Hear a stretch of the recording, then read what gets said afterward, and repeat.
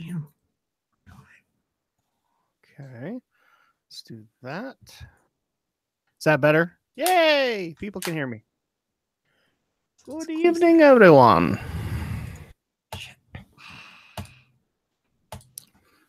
What is that? Now be kind to that mouse. We can hear that from here. Good. You should hear my clicks. If only that meant anything on YouTube.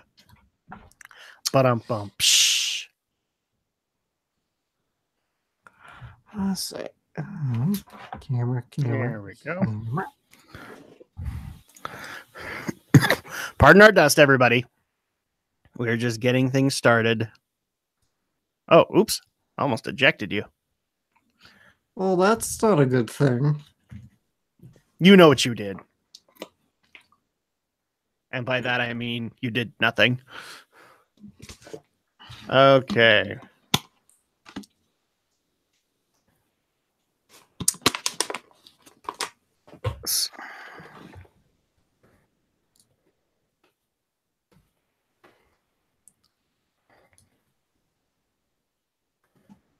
There we go. I hope everybody's having a good week so far. We're going to kick off the weekend. Why? Because we can. Yes, we can. And it's going to be fun. I don't know why I sound like Mr. Rogers, but I do. Southern Mr. Rogers with a heavy Southern drawl. I don't know. I always heard Southern off of him. I always heard that old drawl that came off of him. Never had that much of a drawl. Yeah, maybe I'm mixing him up, or maybe I'm like merging him and Bob Ross together because I think Bob kind of had some of that. Let's see. There's somebody on PBS that had a little bit of drawl to him. Let's see, because Fred Rogers is from Pittsburgh originally, so I can't do a Pittsburgh accent. There actually is an accent to Pittsburgh. Yeah, there's definitely that Philadelphia dialect. The closest thing I can do is do an ECW chant, and that's not going to work so much. ECW. Bob Ross is from Daytona, Florida, so possible he had a bit. So possible there's a little bit of drawl in Georgia and Florida. Yeah. There's a little bit. It also could just be that one day I invented a voice and I just decided to go with it.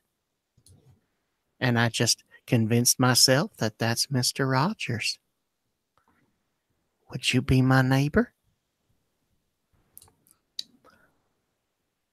Trust me, you don't want me for a neighbor.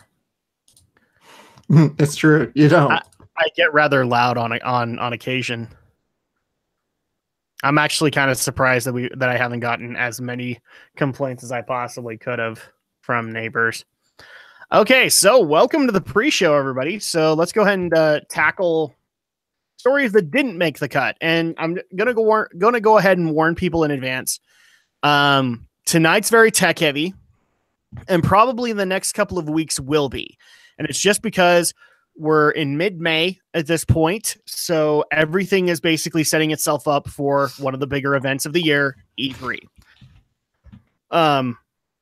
So we're probably going to have a couple of weeks here and there where it's going to be very tech-driven because all the stuff that we're hearing from the console makers, all the stuff we're hearing from the tech giants who want to get some kind of E3 coverage. I didn't even know this, but somebody had to bring this to my attention. Apparently Apple was at E3 last year.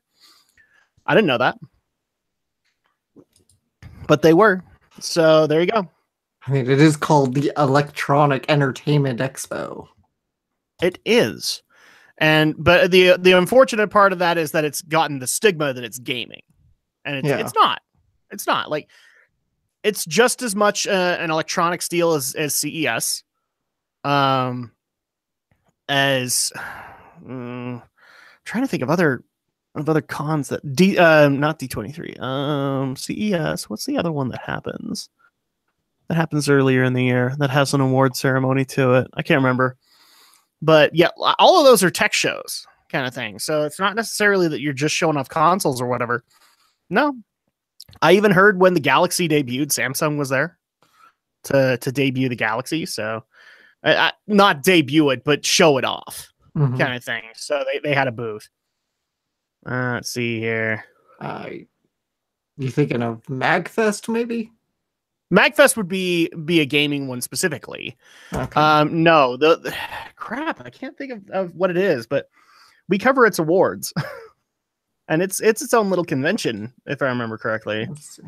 I'm just looking at the basic rundown of North American ones. You know, there's the Academy of Interactive Arts and Science. It happens just after the video game, the Spike Video Game Awards. PAX, Montreal International, QuakeCon, PlayStation Experience, RTX. Most of these just seem all the stuff that you're all the stuff you're going over is strictly game. Yeah, well, those are game ones, so or at least their primary focus is game. Crap, we covered it. Give me a second and see if I can dig out an agenda that has it. But crap. Oh, DICE Awards. The DICE Awards. DICE Awards. Okay. The DICE Awards. So there you go. The DICE Awards, I believe there's a little bit of a convention there too, and they showcase tech. But see, here's the thing. Even the dedicated gaming ones will still show off some tech. Like it's just gamers are techies. And so at that point they'll show up too. So I mean, you brought up PAX. PAX is gaming, but it's also centered around web comics, comic creation, just all around geekery. But again, guess who shows up? The tech guys, because they want to show the tech stuff off to the techies that are coming in. So anyway, back on point here. Yeah, the next couple of weeks are going to be very tech oriented. And the reason being is E3 is around the corner and we're leaving talk about that tonight. But some of the tech is just going to be revolving around it kind of thing. So let's go ahead and get into our first one. And this one, I tried to track it down. We actually had it because Alex found it too, but I couldn't find it in our feed just because it's probably a couple of weeks to a month old at this point.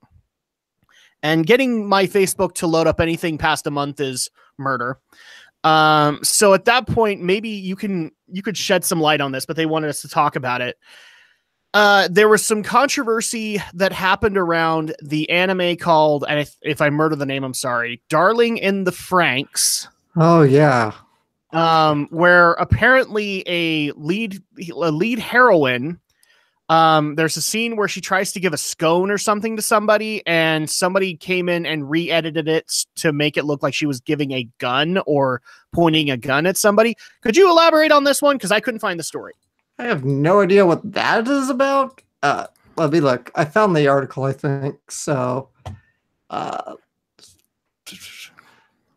I guess so basically this boils down to what's happened is something in the plot where a fan favorite pairing apparently didn't go that way, so people are pissed off and they've been bombarding like the writers and the actors, social media accounts with stupidity and death threats and bullshit like that. And one of these was this meme. Yeah. So Let me see. I think I found it here. I'm trying to read the article real quick. Being inundated with angry, harassing messages. Well, it doesn't really go into what the meme is as much as just what's going on about people getting...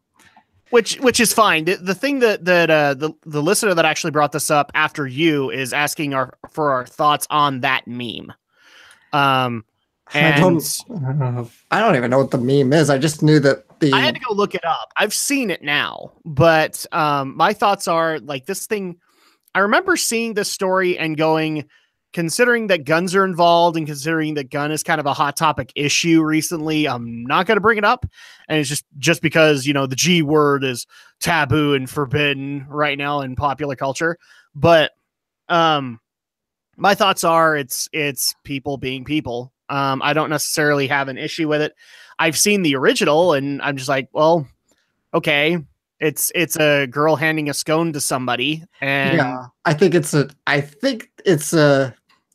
a shipping war, sort of poking poking at a shipping war that's going on in the fandom right now.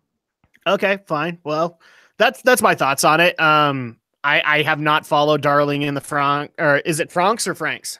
I think it's Francs. I don't know. I haven't watched it either. So it looks like it's supposed to be France or like France, so France wouldn't make sense, but I think they more wanted your opinion on it, given you're the anime commentary guy here, given all your anime reviews. And I don't know, have you watched this? No, I've not watched it. I started hearing about. I knew about the show, but I didn't have much interest in checking it out. But I started seeing the news about the writers or the actors getting harassing Twitter posts about it. I'm like, Jesus, people, they're a fictional couple. Take it down a notch. There's no need to send death threats over a fan preferred shipping. I've had my, I like to do shipping as much as the next person, but I don't send death threats over it when a couple that I like to see get together doesn't get together. I just say, well, that's a bummer and move on with my life. Exactly. It's to me, it's a dumb meme. Like I'm covering the meme here, and the meme to me is stupid. But then again, most GIFs and memes to me are just stupid. And so at that point, like I put stuff on to be stupid. People I remember on Twitter a while back, I decided to give Alex a little bit of extra harassment, and I decided to be a little bit funny with it. And I found nothing but SpongeBob memes to be able to do it. And it's just because that's what I wanted to do. Like, I actually almost give myself a challenge that when I find a GIF that it has to be like themed. And then at that point, if I continue the conversation, it has to stay within the exact same theme. So in that case, I found like a bunch of, I think I found a bunch of SpongeBob's evil laughing, and then I found Patrick, who was just kind of rubbing his hands together and all that. So I appreciate the SpongeBob memes. So yeah, well, I just went random that day, and I'm like, okay, I'll go SpongeBob. Or like when something particularly is hilarious, like we've covered the story again. In particular, when we got the Amazon delivering to your car story, I literally went out of my way to dig out the exact same meme of like a baby falling over laughing that I did for the original Amazon story, because it's just that stupid to me. So yeah, there you go. We've covered that piece of information. The next thing that we need to get into is actually, we'll go ahead and do this one because you just barely found this one. According to Bloomberg, the GameStop CEO has abruptly stepped down after 3 months on the job. Do you want to clarify on this one, Alex? I'm just barely getting to it. I just barely found this. So the current CEO, Michael Mahler, has stepped down after just 3 months. I guess he was hoping to kind of bring a fresh take, fresh upheaval to revive GameStop's, because GameStop is struggling. I'm gonna see if there's any reason why he left suddenly. I haven't had time to really read over the article. I'm not seeing any in the story.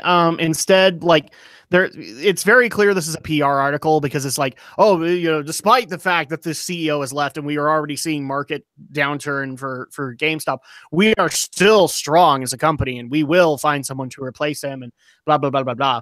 I mean, this says it perfectly. We were very surprised by Mahler's resignation, particularly given the facts that he had been CEO for just over 3 months, and GameStop cleaned house by firing Bartel and Hogan in conjunction with Mahler taking the top spot.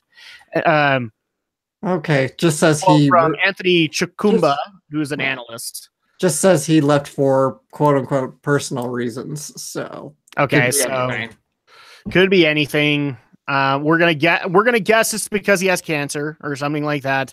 But in all likelihood, it could be sexual harassment or anything like that. And I'm not making any presumptions until we know, which we probably won't, because that doesn't really even matter. Stephen Romney is joining us. So Romney, what's your thought? What's your thoughts on the CEO leaving 3 months later?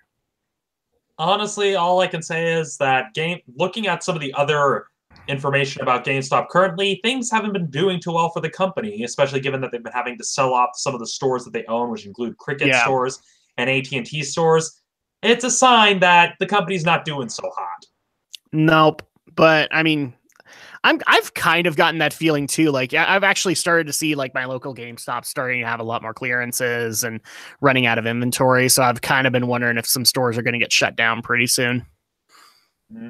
which would be sad. Like, I don't want to see people out of the job, but if GameStop can't afford to hire you, then I mean, that's the way it goes. Yeah, plus it's just when you consider the business practices of the company, it's kind of a case of, well, this is the market. People are going elsewhere to get their games, and, well, GameStop is starting to feel it. Stop treating your employees and customers like shit. You'll have a good business. Oh, Alex. That's such a silly thing to say. Trying to get them out of that habit. Now, in the defense of my local GameStop, I actually have a GameStop that has some really good people there, and that's. But I'm like I've told them before. You are diamond in the rough. You are that rare when it comes to GameStop, because for every one of you, I'm going to find 10 assholes in other GameStops that are going to drive me nuts, kind of thing. All right, and then the final story that we're going to get into for the pre-show, and Alex is going to be mad that I didn't try to bring this one in, but frankly, I don't see it having much shelf life, so to speak. You'll see the pun when we get there. We just barely got the announcement on YouTube from Project Borealis, who is looking to basically give the Valve fans what they've been wanting that Valve won't give them, which is Half-Life 3. Or at least a fan-made game in regards to it.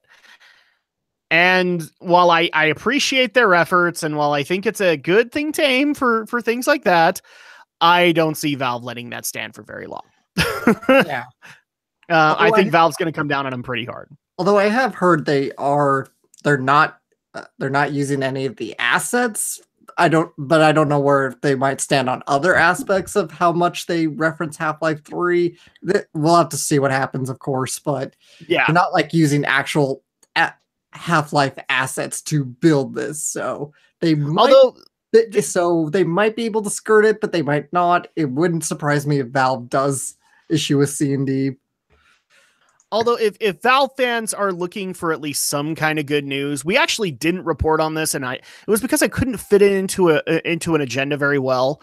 And pre-show, I just forgot it 1 week, but somebody did actually ask for this too. I don't know if people saw the news, but Valve actually acquired the indie studio Campo Santo, otherwise known as the creators of the game Firewatch.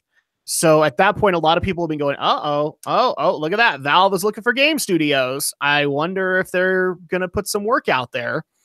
And that's really the only reason that I could think of that they would bring in Campo Santo, is because at that point you have a game studio that can work on stuff. Are they going to work on Half-Life? I don't think so. I think with Campo Santo, they'll just they'll work on another project, kind of thing. Yeah, probably.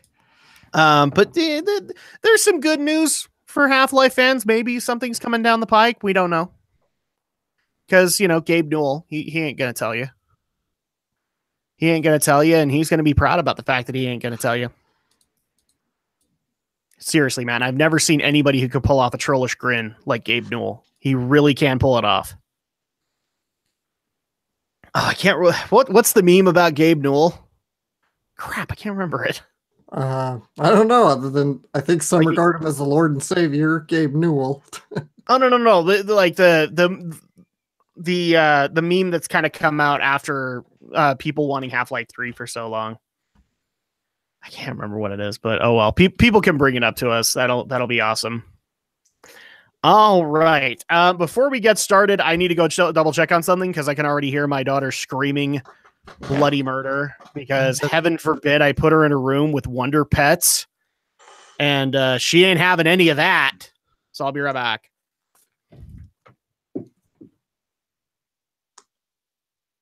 Well, they've both stepped away, which leaves just me. I'm not really that entertaining on my own, people, so yeah.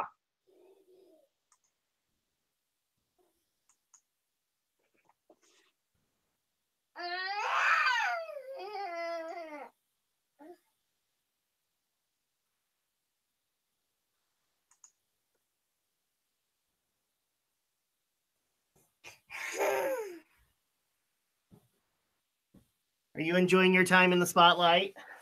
Hi.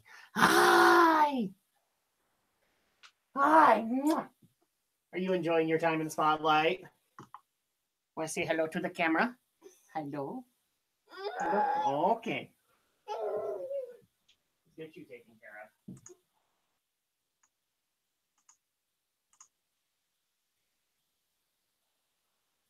So that happened.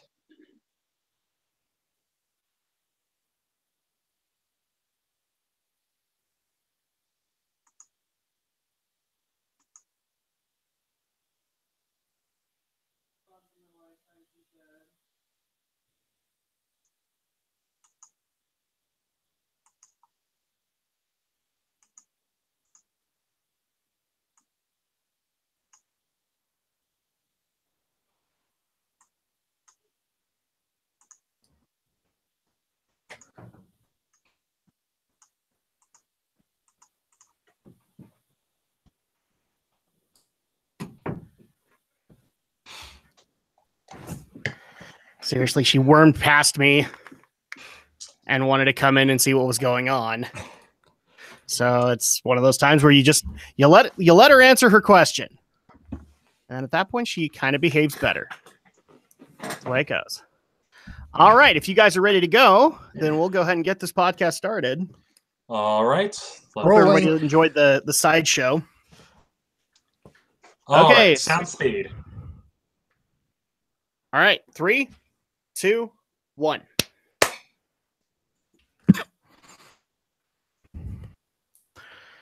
Okay. Let me just put everything back up the way it was. And greetings once again, my friends, and welcome back to Geek News, Reviews, and Opinions, the podcast where we talk the week's events in Geek for Friday night, May 11th, 2018. I'm your host, Adam Mickelson, aka Drac. I hope everybody's had an awesome week so far, as we are now in mid-May. The summer's officially kicked off. We've already got some awesome movies coming on the horizon. And even better, the biggest event in gaming is about to happen upon us in a couple of weeks, and that is the Electronic Entertainment Expo, also known as E3 2018. But of course, before we get into the news tonight, I am being joined by my usual panel of fellow geeks, fellow awesome guys, fellow YouTubers, fellow critics, fellow reviewers, fellow whatever else you guys want to name them. And let's go ahead and start things off with the master of anime himself, Alex the Shadow Blazer. How you doing tonight? As we can obviously tell that you've got a little bit of a maid thing going on behind you, and I'm just wondering, have we tapped into the Mad Lax once again, or is this a new series? I told you last week. They're all from Princess Principal. That's okay. The series all right. they're all from. I knew that you mentioned it, but I couldn't remember the series. That's why I tiptoed around it. It's because I'm like, I know it's Princess something. But I was like, Princess Principal, that sounds too off the ball. That's not what it's called. But overall, you've been able to have a good week, Alex. It was a very long week. Yes. Very busy work week, but it's finally Friday, and at last. You're also kind of at that point where business picks up for you. So at least that's a good thing. Like you have stuff to do around the workplace now, but it also means that things get busy and hot and all that fun stuff. Yeah. All right. And we are also being joined by Stephen Romney of Studio Ghost Utah, of From the Shelf, Martial March, Monster Clash. I was about to say Monster Madness. No, that's not the right one. And in fact, Rhapsody in Cinema as well. Stephen Romney, how you doing tonight? I'm doing pretty good, although this week was not particularly pleasant as I spent most of it sick. Oh, no. Yeah, and apparently it wasn't just me either. All around my office, we were averaging at least 2 people calling in sick every single day. We all got hit with this same bug at the same time. I hate it when that happens too, because you work in kind of a call center environment. One time I was working a call center, and all of a sudden, out of nowhere, somebody brings in pig flu, and it was like certified pig flu. And it wasn't even like a part of my team, but because the cubicles are kind of merged together, I had to sit with the guy, and like a number of our team members did. Yeah, we all just kind of slowly got it as we went along. Oh yeah, call centers are like a prime breeding ground for diseases. But the weird thing is, it wasn't even a case where we all caught it from the call center, because I got sick before even coming to work. I missed Monday. It was just coincidentally, we all got sick with variations of the cold at the start of the week, and then we all had to come into work because we couldn't call in sick. So basically, we all had to pull out a bunch of the Purell and a bunch of the wipes. We we basically had to try to disinfect our cubicle as best as we can, because for some reason, all at the same time, we all got sick, and one person had a broken tibia. Oh, awesome. That's great. And also you're fairly early, so you actually didn't deal with the other thing that I had to deal with. So I was actually a fairly late call center, and so they would occasionally get stuff like Papa John's brought in. So we also had a problem in our team of getting food poisoning because once you get that gifted food, like it's dude, that's free lunch. I'm going to go have some of it. It doesn't matter that it's 6 hours old or anything like that. And then all of a sudden people start getting sick on the floor. That's why I never eat the food that's brought in. I mean, people call me the weirdo, but I never eat the lunch that's brought in. I pack my own food, mainly because, one, I'm still on a diet, and two, for precisely that reason. I don't want to get a whole bunch of germs from everyone else. Yeah, stuff like that. Like, I just, like, either I brought stuff in or I chronically trusted the vending machines, because at that point, unless you actually see a hole in the bag, which you complain about abruptly, then at least you got some chance that it's not gonna be sickening, kind of thing. But this is not the workplace talk, everybody. This is Geek News, Reviews, and Opinions. So let's go ahead and get into the stories of the week. And I'm just going to go ahead and warn people in advance. You guys already got this for the pre-show, but we've got a very tech-heavy week. And I have a feeling that's going to be the case for the next couple of weeks because, again, E3's on the horizon, which we've got a lot of major gaming and tech announcements that'll probably come out around that time. We might get some entertainment stories here and there, but for the most part, a lot of this is going to be E3 hype and everybody wanting to get their stories straight before they have to do it on the E3 show floor. So if people get a little annoyed by that, there's the reason why. So let's go ahead and get into the first story, which is technically a story from last week, I believe is when Alex found it, but now a couple of listeners have brought it to our attention as well, asking that because of our rants or later last year about microtransactions for us to talk about this little tidbit. And that is, if you have been playing the game Harry Potter Hogwarts Mystery, well, you've been having a tough go of it from what I understand, because the game is laden, just absolutely smitten with microtransactions. In particular, the one that a lot of people wanted our opinion on. And I'm still kind of unclear as to how the situation comes to be. Maybe Alex can clarify on this one, but somebody, now this is the part that I get confused on. It's either your character, according to some stories, or it's a character that you get to know in your story, in other stories, saying that one of you gets caught into a batch of devil's snare from so basically the vines from the first movie and the first book, and you basically have to buy your way out of it. And like through microtransactions and using energy, you tug at the vines until you get a success. But the problem is that unless you're willing to pay out, energy, it doesn't look like is very abundant in Harry Potter Hogwarts Mystery. And so at that point, you're going to be waiting a while either your character or your best friend is getting to know those tentacles very, very, very well. Tentacles, hide your Sailor Moon characters, everybody. Make sure you don't incur schoolgirl damage. So I'm gonna go ahead and go to Alex first because you're technically the one that found the story first. I mean, where are you standing? Is this a game that you actually wanted to try? And after hearing that it's so laden with microtransactions, did that just kind of dissuade you?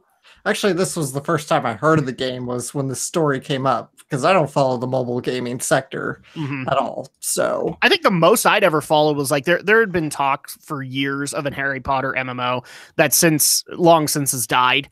But yeah, this mobile game, this is literally the first time I ever heard of it. Yeah, and this is definitely everything that's wrong with microtransactions and that scheming and the pay to win at loot boxes and all that bullshit. And the unfortunate element here is mobile gaming laden with pay to win. Yeah. Like you guys think EA's bad? At least EA has a portion of their library that isn't touched with this, but like mobile gaming all over the place. Yeah. I mean, mobile gaming, I guess we should have all seen the signs from mobile gaming concern. I mean, but with mobile gaming, I guess it's kind of, you should know what you get concerned. It is most of the time freeware. They're free games, and that's where they get their money is because of microtransactions. But this is when it gets real ridiculous. And, for everybody who advocates for microtransactions because they help, quote unquote, recoup costs of games, this is exactly why you should probably rethink that. Make gargantuan budgets. Exactly. Where microtransactions are necessary. Yes, because even if that is the case, games like this prove if there's a system to be abused and exploited, they're gonna do it. Mm-hmm. I mean, it's a Harry Potter game, and especially on a mobile platform where you're gonna have a lot of young kids, where Harry Potter's gonna appeal to playing. It should be fairly easy to, in theory, recoup costs other ways, but here you got a microtransaction system built in, and of course the devs want to take advantage of you by making you pay up in the most gruesome possible way. And the worst part about, I'm not saying every mobile game dev is like this, because I actually do know of some ethical guys that work in mobile gaming and unfortunately kind of get the brush off because of the stigma. But I mean, at least with console gaming and PC gaming, you kind of know what you're dealing with to some extent. PC gaming, we'll get into that in a second, where it's mostly the marketing guys and it's the huge budgets that take the AAA games and make them all microtransactions, fun houses. But in the mobile gaming one, unfortunately, it's more than likely you're going to be dealing with somebody like James Romine. It's more than likely you're going to be dealing with somebody like Andrew Watt. And so at that point, can't really take criticism, and all they're really looking to do is get you money kind of thing. And so at that point, I think Sid Alpha has kind of quoted this perfectly, is asset flip. That's basically what a lot of these titles are, and that's what they're intended to be. They're not exactly like these mobile devs. In some cases, they're not looking to get into the industry. They're not looking to work for a AAA gaming company that's going to mistreat them and put them through really arduous hours. No, they're looking for the easy, quick fix. And in some cases they find it. In some cases they make it work. And I mean, I'll give this guy credit. He picked a franchise that would have worked. Cause I mean, Harry Potter fans came out in droves. That's why we're covering this, is they eventually got caught in all this nastiness, and it's understandable why they're pissed. Romney, you've been kind of sitting here nodding here on the situation. What's your take on Harry Potter Hogwarts Mystery? Sadly, this sort of behavior does not surprise me. The only aspect about it that surprised me is just given the sanctions in Europe that have been leveled against companies like EA for loot boxes and microtransactions, the fact that Warner Brother Games is charging ahead with a game so blatant in its attempts to nickel and dime the player base it's baffling, but also fascinating. It's just a case of it's like they're not even trying to hide it. They're not even trying to be like, they're not even trying to be like, oh no, this is like this. It's like, nope, you get what you pay for. This is exactly how the game works. Mm-hmm. It's stymieing, but it's kind of, as Alex has mentioned, sadly, this is just the trend of a lot of mobile games. Ones that the free-to-play games that actually are fun and actually run things ethically are few and far between. Whereas you get even some of the ones that ran it ethically aren't running them ethically anymore, kind of thing. Because I used to have a lot of respect for PopCap Games, with the games that they were coming out with, Bejeweled and Plants vs. Zombies, but now they've cashed in on that stuff too, and it's very, very sad. Yeah, and so looking at this, it's sad, but it doesn't surprise me in the least. And honestly, it's kind of there's a comment in the Eurogamer article that we're looking at this that kind of summarizes it perfectly. I don't have it up here now, but it kind of points out the fundamental problem in the mindset with a lot of these companies, the WB Games, the Konamis, the EAs, where they're operating under the assumption that the adults who would be paying for these games for their kids are dumb parents who don't know what gaming is. But that's not the case anymore. A lot of the gamers who grew up with video games that this strategy would have worked on with their parents, we're the ones with the money now. And guess what? We're actually smart about how we spend it. Well, and what's sad, too, is that technically the stereotype works because, yes, we're gamers, but I've met plenty of people in my lifetime that they understand what gaming and PC gaming are, but mobile gaming to this day is still very confusing to them. And it's simply because of the material that does come out that looks like it's awesome, but it's an asset flip, and they don't know that it's that. Yeah. And the other thing too is a lot of these guys are not going to be the ones that literally like troll through Steam to find every possible achievement or every possible point that they can get out of it, and therefore do not come across games like Fidget Spinner Simulator or Goat Simulator or any of those. They're not looking for that. Yeah, and looking at this, it's sad that this is the way the industry is for mobile gaming, but it's very much a case where I just feel bad for the Harry Potter gamers who were looking for another new experience. I mean, the MMO fell through too, and this is, I mean, it's an interesting concept on paper, but it's hidden behind a ton of microtransactions. So you could have actually had a really great game here, and you don't see it because it's too much of a pay to win scheme.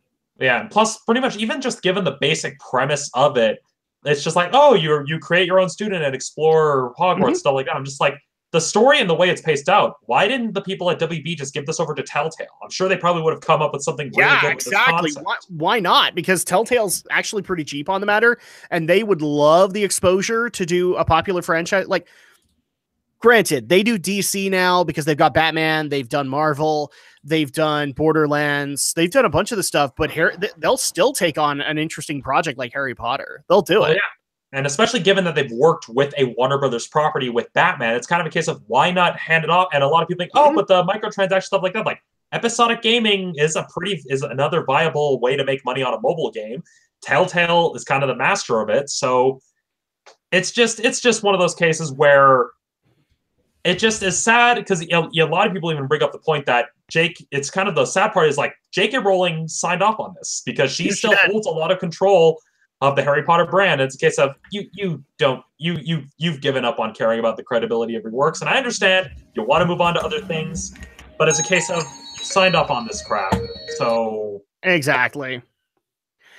All right, so I think that's pretty much all we can hit on this one, but it's a crying freaking shame that this actually happened and that this is what Harry Potter fans get after a couple of years. I know a few Harry Potter fans who would love Fantastic Beasts games. You're probably never going to get them.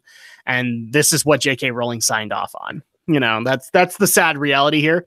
But let's go ahead and move on into the next story that we have, which is, I hate to tell you this, guys, but E3 may have been spoiled early for all of you. And before we get into this story, a couple of people actually recommended this story to me, and I just need to point something out to you because everybody kind of jumped on the exact same bandwagon, okay? And that the bandwagon was that this never happens ever. You know, like these leaks and everything like that, they don't happen, okay? I'm here to tell you, and I hate to be the guy, they do. They happen yearly. Okay, I don't know how many times in my lifetime I have heard of Target leaking, GameStop leaking, Blockbuster Video leaking. I think one time in my teenage years, it was a grocery store chain that leaked all the E3 details. That's not what's happening here. They're trying to get the thoughts and the things bubbling in your imagination, so you're talking about them before E3 so that they can do the reveal and, oh my gosh, even bigger pop kind of thing when the reveal happens. But for all the people who sent this out to me going, oh, this has never, ever, ever, ever, ever, ever happened. It happened last year. Guarantee you it happened last year, guys. You're fine. So let's go ahead and get into this. Now, the new victim of the spoiling market is Walmart, as it looks like they have leaked a lot of potential E3 announcements via their website, via actual stores having these posters, but I'll go ahead and bring this up for the live stream to be able to check out. Yeah, so to kind of clarify, this is specifically Walmart Canada. So it's not Walmart USA, it's Walmart Canada. It's Walmart Canada. So here is, and I'll try and zoom in on it too so you guys can see some of the titles because it's a little fuzzy. So there you go. But let's go ahead and go over these really quick. So some of these are already kind of known. We have Tom Clancy's The Division 2, which surprises me to this day because everybody who I've ever known who has played The Division screams bloody murder that it was a failure and that it was nothing more than a cash cow and nobody should ever play it. And yet these are the exact same people who are excited for The Division 2. So The Division 2, we already kind of knew was going to happen. Last of Us 2, we knew about. WWE 2K19, that was known because they pump those out yearly. Same thing with NBA 2K18. We have Metroid Prime in there. We already know about that game. But the ones that kind of threw people off, we'll just kind of go through them. First of all, Splinter Cell. Splinter Cell has not been done in quite a long time. It's probably the one Tom Clancy franchise that has not seen any light of day for a long time now. Yeah, the closest we got was a DLC mission most recently in Ghost Recon Wildlands, where you team up with Sam Fisher. Exactly. So you had that. So that's an interesting one to kind of bring out. We also had Just Cause 4. Little surprised at that too, considering that it's not that long ago when Just Cause 3 came out. Another one that caught a lot of people's attention was Rage 2. For those who don't know Rage is pretty much the first game that was done by id Software after the Bethesda acquisition. Okay, so Rage was basically to show off what id could do while under Bethesda's umbrella. And so at that point, Rage 2 was kind of unexpected. The way I understand Rage was kind of a one-time deal. It doesn't really make sense to have another game. So you've got that probably going to be announced in the Bethesda conference this year. We also do have Lego DC Villains. A lot of people were expecting that the next Lego game was going to be something around Star Wars, in particular that either Rogue One, Last Jedi, something like that was going to be done. But now it looks like it's going to be Lego DC Villains. It looks like Borderlands 3 might actually be there this year. A lot of people are excited about that. There will be, it looks like, an Assassin's Creed game that is coming to E3. Not sure how I feel about that. It looks like we're back to the yearly formula. And finally, it looks like Gears of War 5 has officially been announced, or at least leaked, that it might be on the Microsoft conference. So those are the ones that actually caught people by surprise. A lot of the other stuff here, we kind of knew, even Borderlands 3 to an extent, we kind of knew. A lot of people had been talking that Gearbox was going to be at E3, and they speculated that it was going to be to announce Borderlands 3. So there you go. We have a bunch of games that are probably going to be announced on the E3 show floor. Let's just kind of go down it. Are any of these games something that we're going to be excited for? Or we didn't expect to see coming? I've already kind of given my opinion. I think a few of those were left hooks out of nowhere, but including Rage 2. I think Rage 2 was out of nowhere. So it's a little shocking to me that it actually made its way in. But aside from that, I'm like a lot of the games that are here, the Final Fantasy VII Remake, Beyond Good and Evil 2, we already kind of knew were going to be coming there. Romney, what about you? Are some of these games either a shock to you or you're now excited because you didn't think they were going to happen? Well, I think the key thing we should also keep in mind here is that we should take these with a grain of salt, since although they were being put on Walmart Canada's website, that does not guarantee that they are actually in the works. And the main thing is that, and likely as the article on ScreenRant even alleges, this is people at Walmart Canada checking the rumor mill and basically setting up a bunch of placeholder products so that way when the announcements are officially made and once they get the official images and press info from these publishers, they can go in and update them instead of having to create them from scratch. Well, and on top of that, I'm also kind of convinced that at least with a few of these announcements, because leaks happen a lot closer to E3, that this is also just to get the gaming news websites talking about them, so that at that point we can have that speculation. And again, when that trailer hits, we all are popping, kind of thing, and we're all very, very excited. So I think, yeah, you're right. Walmart Canada was probably just trolling a couple of these things, but I also think a few of these might have been just kind of leaked to them that, yes, this is going to be a thing. Because I do know that after the Walmart leak happened, we started seeing supposed footage for Rage 2. And so at that point, it's like, okay, then this was probably Bethesda trying to get people on the right track so that they could start talking about Rage 2, and then they can reveal it. At least that's my speculation on the matter, because it always feels to me like one or two of these things were intentionally leaked to get people talking about them. Well, yeah, and I mean, it's especially telling considering that one of the alleged leaks is Forza Horizon 5, and there hasn't been a Forza Horizon 4. So it very much is and especially when you consider one of the things is called Dragon Quest 2, which again, we've got Dragon Quest 11 on the way, so the chances of Square Enix doing a high budget console remake of the second NES game, highly unlikely. Yeah. So again, I'm not really excited because it's very much a case of, yeah, this is just someone at Walmart looking through what some of the rumors and even just taking a pot shot at what will be announced and trying to create these files early. One, to drive pre-order frenzy, because when people see something like that and get excited, they naturally sign up to pre-order, which means they get more money. But it's very much one of those cases where I'm not really excited because, for all I know, a bunch of these could just be red herrings. Pretty much. And in some cases, they legitimately are. I mean, this is why I actually don't trust the leaks that come from the stores, roughly, because either it's a release date or it's an actual game announcement. It's not necessarily all that trustworthy. I trust things like official announcements from companies that come out via the usual PR ways. So pretty much every confirmed game that we know of right now on IGN and Polygon and Kotaku via the announcements that have come out from the companies, I trust that because that's something that I can hold my hat to, kind of thing. I'm not necessarily going to say that, oh my gosh, because somebody brought this to our attention, I think 3 weeks ago, about the Target leak of a Kingdom Hearts 3 release date. I don't trust that to save my life because, again, it's usually the store trying to speculate when it's coming out. And you can't guarantee that until you have the official release date, kind of thing. So I don't trust that. I would trust, an actual Kingdom Hearts event that announced it versus that. Alex, I'm actually, so a lot of this stuff we've already covered. Of the games that you can actually see in there, on top of that, like, do any of these sound like just red herrings to you? Yeah, probably. I mean, especially the ones that are completely blank. I think the article and Romney have made pretty decent points. It's likely just kind of getting ahead of the curve a little bit with a little speculation buzz, just trying to fill in some placeholders to kind of drive some buzz, putting on some educated guessing, and then they'll just change them when they change them. For anything that may be potentially true, even so, it's probably still a couple of years out.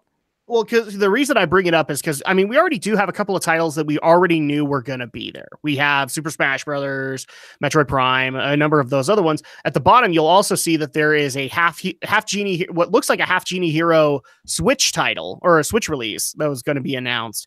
I think that's already been released on Switch, hasn't it? I think so. So this would basically be a physical copy? Possibly, because that has had fairly limited physical runs, so this could be another kind of rare physical run for the game. I had a physical copy for Wii U, but I sold it along with my Wii U, so I wouldn't mind also picking up another physical copy for the Switch. Most of the time it's just a download, but there are those limited run physical copies out there. Yeah. I will already say that a couple of these now. Okay. Again, hold on. Go ahead. Oh yeah, it's out. It was out June last year. Okay, so yeah, this is just them being weird. I will say this: like, a couple of these sound kind of far fetched. I don't think Rage 2 is, just because we've seen screenshots since then. That's usually kind of a good lead up that we would have. Metroid Prime, I'm a little concerned about that one because it should say Metroid Prime 4 on it. I don't know if that's legit, but I also just kind of take this entire image and Walmart story to be very much with a grain of salt.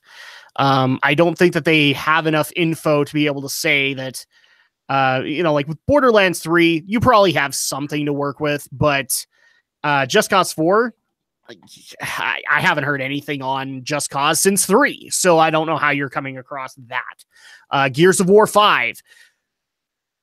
Most of the news coming out of Epic is from Fortnite right now, so I don't know how you came across that kind of thing. That's really kind of my viewpoint on the matter. But these are now a couple of games that people can see whether or not they actually show up on the E3 show floor, and if they do, then I'll eat some crow. I've got no problem doing it. Final thoughts before we move on into our Nintendo talk for the evening, because again, it's a leak. There's not really a whole lot that we can get into. And a lot of the games that are being speculated, we already kind of knew, or we're not all that interested in. Yeah, and plus, for all we know, this leak could simply be a gas leak where it's nothing but hot air. I will say this: if the Division 2 proves to be accurate, considering like how many people I know that played the Division and hate it, that will surprise the crap out of me. I guess it would cause their brains to divide by 0. It pretty much would. All right, let's go ahead and get into pretty much what looks to be the first official action of our Nintendo president, Shuntaro Furukawa, as earlier this week, the Switch Online service, or at least the details for it, have been revealed. So this will be launching September 2018. We know that for a fact. We've known that for a while now. I think the original date we had was fall 2018 was when it was going to release. But here's how it's basically going to work. So first of all, online play is going to be a portion. So right now you can play online and you don't have any issues. But once this actually goes into play, the online play will be behind the paid for package for Nintendo Switch Online. You have the online play. You will also have Nintendo Entertainment System or Nintendo Switch Online.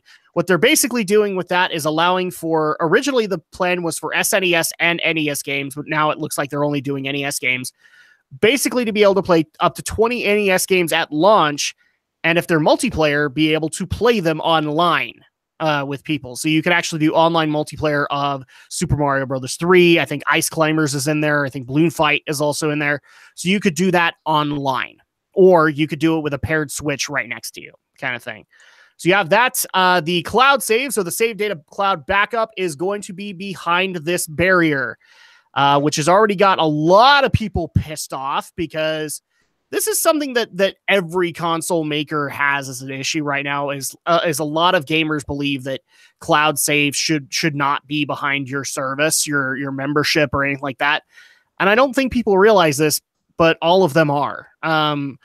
The only cloud saves that I'm not aware of are maybe on Steam, but I mean, you have Xbox do that. You have PlayStation Plus owners have that issue too. It only made sense for Nintendo Switch to follow that bandwagon as well and give you the cloud saves that way. Yeah. Plus, the thing to consider is that it's easier to maintain a cloud that is holding save data for PC games than it is to maintain cloud save data for console games, which run on a proprietary operating system and have proprietary software. Exactly. So there's a difference there. Like if you're a PC gamer, it's a little bit easier to be able to have those cloud saves. Not so much for consoles. It's a lot more complex. So at that point, it makes sense that they're behind the memberships. We also have the Nintendo Switch Online app, which is just basically going to give you access to all of the online features. I think you can do your online billing that way. And it will also give you voice chat. But from what people are telling me, this app is pretty dang crappy right now. It does not run very well at all. I don't have it, so I couldn't tell you guys, but the people that I do know that have it are not satisfied with it. So at that point, I think they would need to do some work on that before that would be considered for a lot of people. And then also obviously any special deals or offers that happen later on. The interesting part though is the memberships. We kind of have been speculating for a while that they would be pretty cheap, but correct me if I'm wrong from this panel, we all kind of felt like at some point Nintendo was going to announce that they would have to be competitive with the others. Mm-hmm. And we were wrong. We were way off. So currently, if you have an individual membership, which a lot of people do, like PlayStation Plus is strictly individual. I know Xbox Live is strictly individual. And I think the amount that you pay for some of those, like PS Plus, if you want all of it, is roughly $45-50 a year. So if you wanted to pay for Nintendo Switch Online for 12 months, you'd be paying more than half of that. So $20 for 12 months, as opposed to the $50 you would be paying on PlayStation Plus. That is amazing considering. That's actually one of the few things that I know everybody has agreed on is amazing. So if you want to pay for 1 month, $4. If you want to pay for 3 months, $8. And if you want to pay for a full year, $20. That's not bad at all. And if you want to pay for a family membership, which I have a feeling not a whole lot of people are going to do, it's going to be $35. So around that usual one, but I think it encompasses up to 2 or 3 family Switches. Up to 7 other people can join the family group. So basically you can have 7 Nintendo accounts under one family plan. Exactly. But that assumes like you have you have 7 people who have their own Switches or have their own accounts. Well, yeah, and I don't think it means that, oh, it's 7 Switches. Like, it's kind of the case of where you would have your Sony account to sign into your PlayStation services. It's a case of, okay, this family plan means that 7 people who have Nintendo accounts, so that would mean, okay, they have a 3DS, okay, they have a Switch, okay, they play our apps. That would mean, okay, all 7 of these people that have these various consoles, we may share some, can be bundled together for $35 a year. So at that point, again, it's still very worth it. And again, I don't think this is a service that's offered by the other console makers. They all go off of individual memberships. So at that point, the fact that they're offering this for up to 7 machines, it's pretty freaking good. Like, a lot of this pricing looks really, really awesome, considering what they're offering. Now, a couple of people are pissed off at a few prospects of this, and so we're going to go into those now. One is the cloud saves. We've already kind of gone into this, but Alex, you haven't really given your opinion on that. Do you like or dislike the fact that cloud saves are now going to be behind these membership plans? They weren't there to begin with. It's not like we've been able to do that now on Switch, but now we know that they'll be behind this barrier. Yeah, well, like you said, every other console pretty much charges you for cloud services. It's all right, it's just kind of the way things are. Though, correct me if I'm wrong. Does the PS4 allow you to also download your stuff, your data to USB drives, to a portable USB drive, or is that only PS3? I wouldn't know for PS4. PS3, I don't think has an issue with it as long as you tailor the USB drive to it. Yeah, because I don't know if that actually is a feature, and I think it may be on a game by game basis, because I know in particular, I know the J-Stars Victory Versus game, you have to have a PlayStation Plus member to even be able to transfer saves from one console to another, and that was kind of dumb, but yeah, so I'm not sure about that. Okay. I couldn't tell you either. I haven't really experimented with it. I would think that Sony would offer it, but again, under the exact same restrictions that the PS3 had. So like, you have to tailor make your USB drive to be able to work with it and all that. Okay. So the other thing that we need to get into is people are also pissed off about this. Online play is going to be behind that barrier. Now, we've had roughly, do we want to say a year and a half at this point? Up to about a year and a half of online play free. You can play Mario Kart. You could play any of the indie games that had co-op play on there for absolutely free. And now, as of September 2018, so you'll still have a couple of months, but after that point, it's all going to be locked behind that. And a lot of people are pissed about that, even though they got told for at least up to a year and a half, up to 2 years, that was going to be the case. So me personally, I don't get why people are pissed at this. Because you were told that as soon as this online system got put in place, it was going to be behind it, kind of thing. So what's you guys' take on that? Honestly, looking at the fact that both Microsoft and Sony have online play behind the paywalls, it pretty much it's a simple bid that they have to remain competitive. And so, of course, in order to have this feature be at a cheaper price, it's very much a case of, okay, we need to actually have something that people are going to actually pay for. And what will most people pay for? The ability to play online. It's surprisingly effective. Even Sony realized that, because people forget, back when the PS3 was on the market, online play was free for the PlayStation 3, but not for Xbox. And so Xbox was the weird outlier. But then come the PS4, Sony had to jump on the bandwagon. And then now Nintendo is looking at the trends and they're realizing, okay, in order to make sure that this service is going to make money, we'll have to actually compete with the likes of Sony and Microsoft. And so it sucks, but it's not at all surprising. And between paying $60 a year as opposed to $20, well, I'd rather pay the $20 a year to play online than the $60.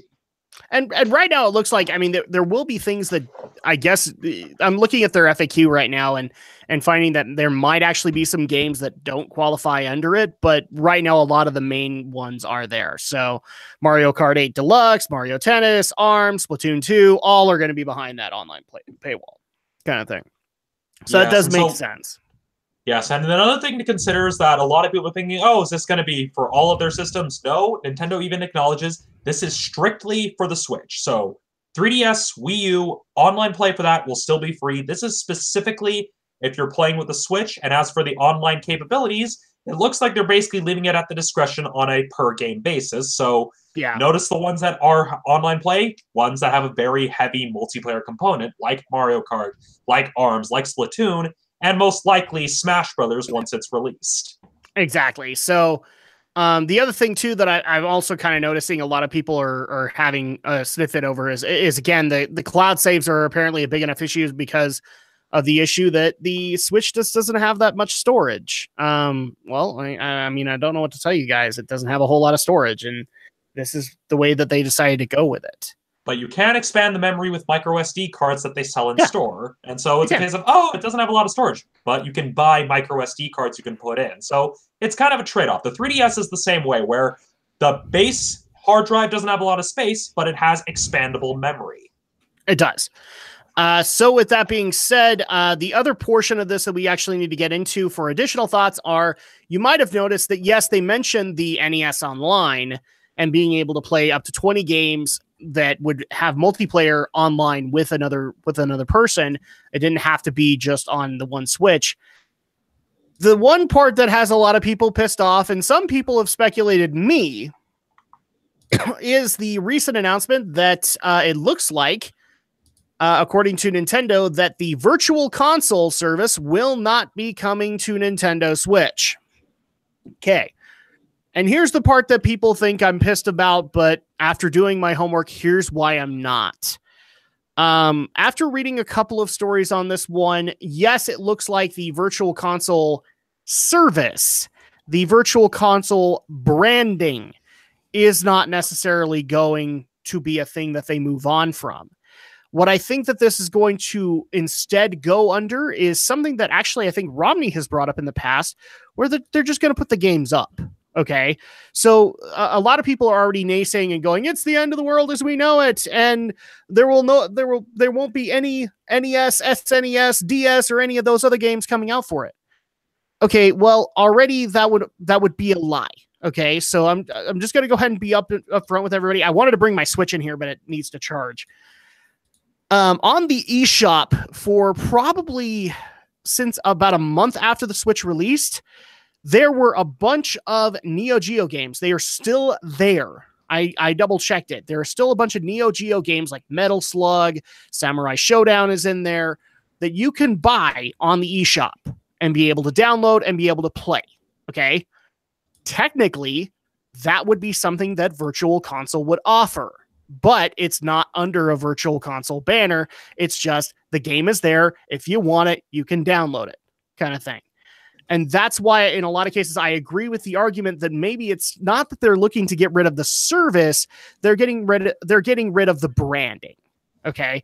It doesn't make sense for them to go forward with the Virtual Console branding anymore when they can just simply put the game up and let people have fun, kind of thing. That's really what I think is going to happen here. And a lot of people are kind of blowing this out of proportions and saying, oh my gosh, I bought my Switch for nothing. No, I don't feel like I bought my Switch for nothing. Okay, I'm already getting awesome games that are coming out on it. I just don't think that the option of games like retro games coming out via the eShop is out of the question still.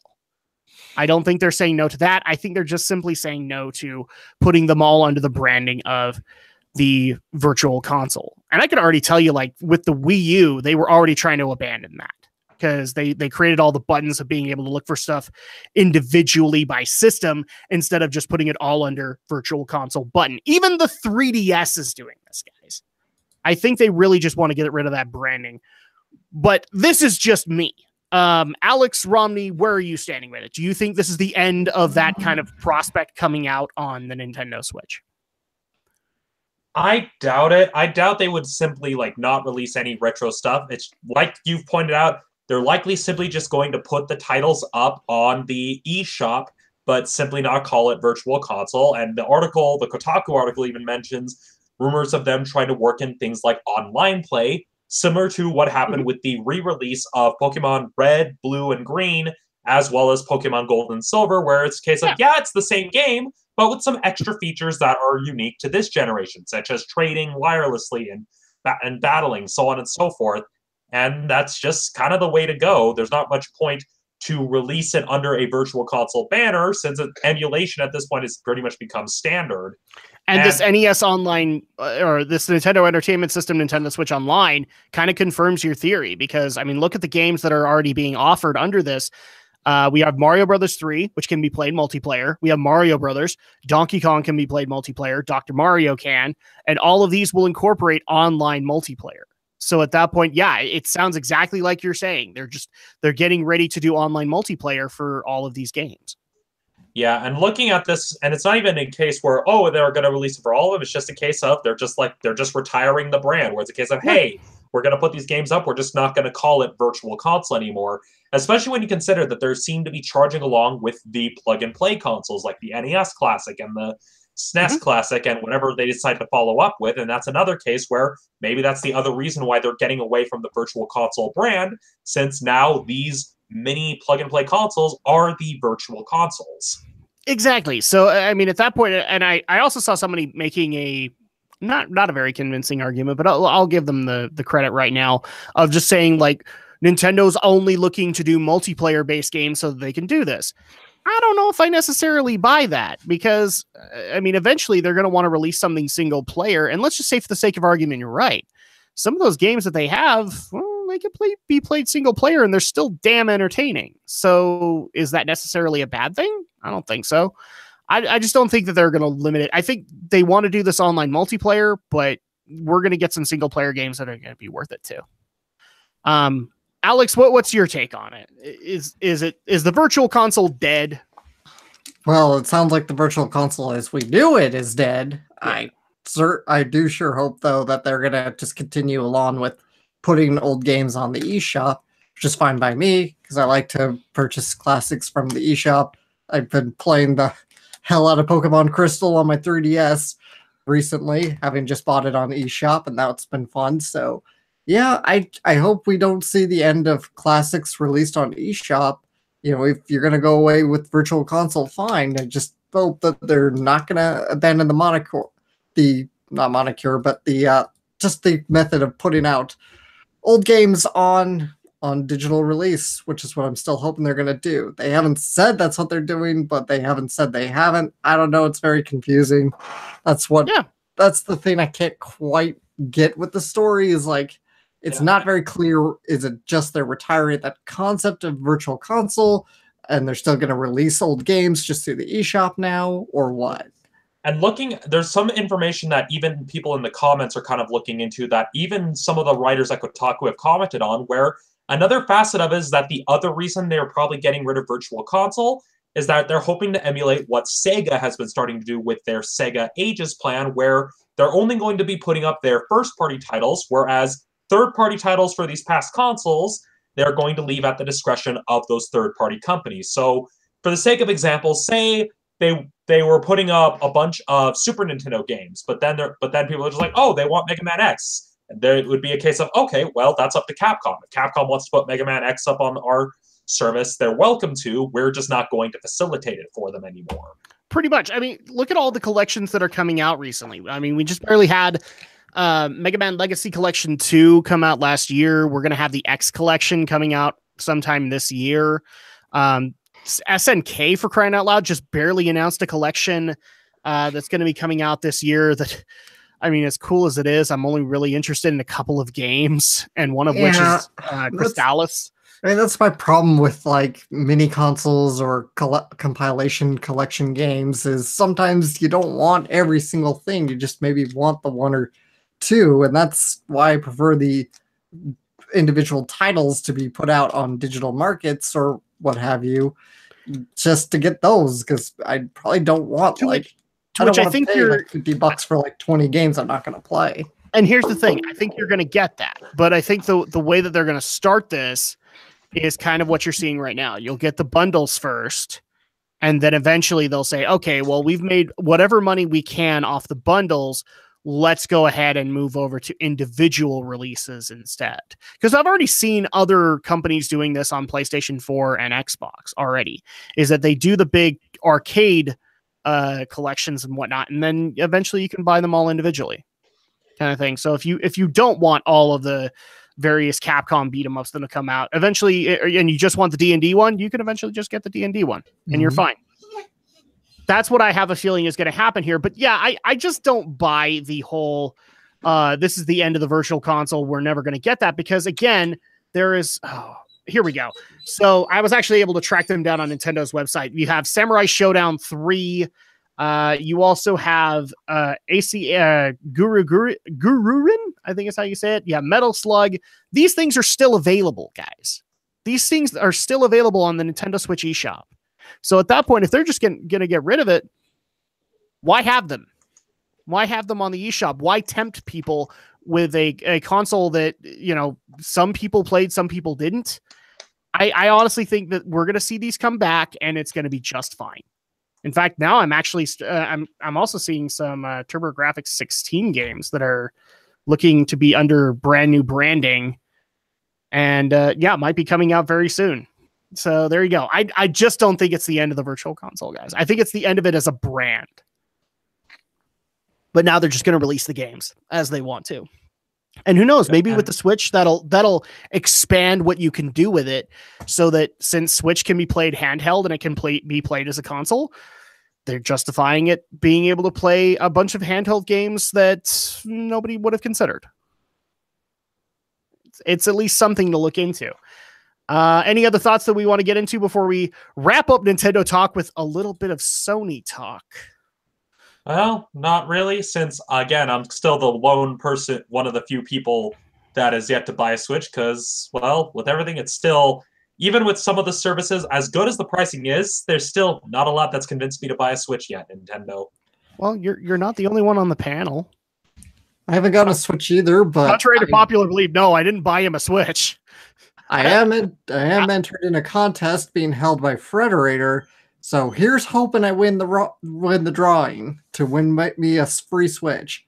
See, I was just gonna look at you and go, Alex, I love you and all, but it's okay. You bought me a PS4. Did the PS4 for you. You bought me a PS4, and I'm happy about that. So I'll get the Switch on my own good time. There you go. So the final bit of Nintendo talk that I want to get into is a little weird because it also involves Sony. But I wanted to lump it up in here because this is a story we haven't been able to cover. Either we've been busy with Infinity War, or we've been busy with other things. People might have noticed that a lot of changes have been happening around the FTC in regards to some, 15 companies, including Sony and Nintendo.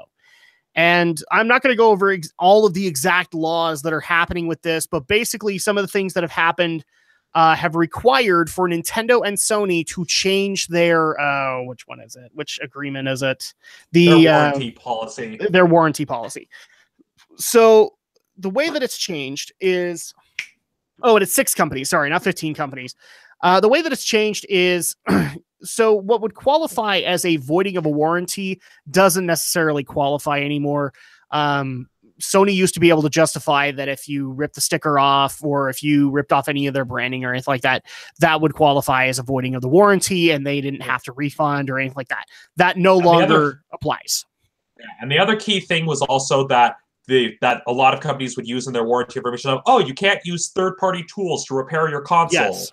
That has also changed. Or I actually saw a weird loophole in this, and a friend of mine actually did have this happen at a game repair store that was officially sanctioned, where they didn't repair his stuff because they didn't have to, simply because it was ruled that the issue in question was actually caused by a third-party device, and therefore not their problem. And therefore they did. So it was for a PS2, and since he had used a Mad Catz controller and it surged, and it kind of busted the PS2. Granted, this PS2 was pretty old at that point, so there was probably other reasons too. But because of the fact that this is what he knew that actually created the system not working, they couldn't just go under the warranty for that. They actually had to say, no, you got to pay for it, and he couldn't pay for it. So he ultimately just went off and got a new PS2 like 6 months later. So you have these two things that no longer qualify as voiding warranty, and therefore they don't have to count. And Sony and Nintendo and 4 other companies have had to amend their warranty policies to reflect that. Okay. So with that being said, thoughts on this? Well, it doesn't surprise me. Again, the FTC kind of came down hard on a lot of these policies, basically saying, hey, you have no way to enforce this. This is kind of dumb. So how about you all stop it? And of course, since a lot of these companies that are based in countries outside of the United States are wanting to continue doing business with people in the United States, of course, they're going to change their policies to stay within the good graces of the Federal Trade Commission. And because here's one thing to keep in mind is that the fact that the US has a Federal Trade Commission is a big deal. Because when it comes to companies ripping people off or trying to scam people out of money, the Federal Trade Commission actually has the authority to step in and saying, hey, yo, knock it off or we'll shut you down. And so naturally, companies like Sony and Nintendo, Japanese-based companies that make a lot of their money in the US, they don't want to piss that guy off because there's no FTC in Japan, there's no FTC in Europe. So it's very much, hey, let's not piss off a majority of the country where a majority of our customers are. So it's basically business sense to actually comply with what the Federal Trade Commission is stating. And honestly, it is true. I mean, how else would you really enforce the whole warranty sticker and warranty third-party device issue? Now, there is a bit of an asterisk to that because a lot of the company policies, both Nintendo and Sony, state that you can use third-party devices to repair your console, but if it gets damaged through the use of that third-party device, so if it's a third-party device that causes the damage, using the power surge in the console, for an example, like you mentioned, then they won't cover it. So even under these new terms, your friend would still be screwed. Yeah, the other question that I actually want to get into is a listener asked this specific question in regards to the FTT changes, and we should probably get into that too. Is this a retroactive kind of deal? So does this actually work for stuff that is no longer being supported by Sony and Nintendo? I'm going to go ahead and go rough assumption. No, this does not cover them. This covers the modern stuff that Nintendo and Sony are covering. So this is under like PS4. If you have issues, then its warranty policies have changed. Has your PS2 one changed? Probably not. In fact, I don't even think your warranty exists anymore for PS2 and probably even some PS3s. So at that point, you're up a creek. Yeah, basically it's a case if they're no longer actually fulfilling any warranty repair tickets for your console, you're out of luck. Yeah, pretty much. Alex, what's your take on it? Yeah, I'm glad to see some rules get changed here. The warranty stickers were always dumb.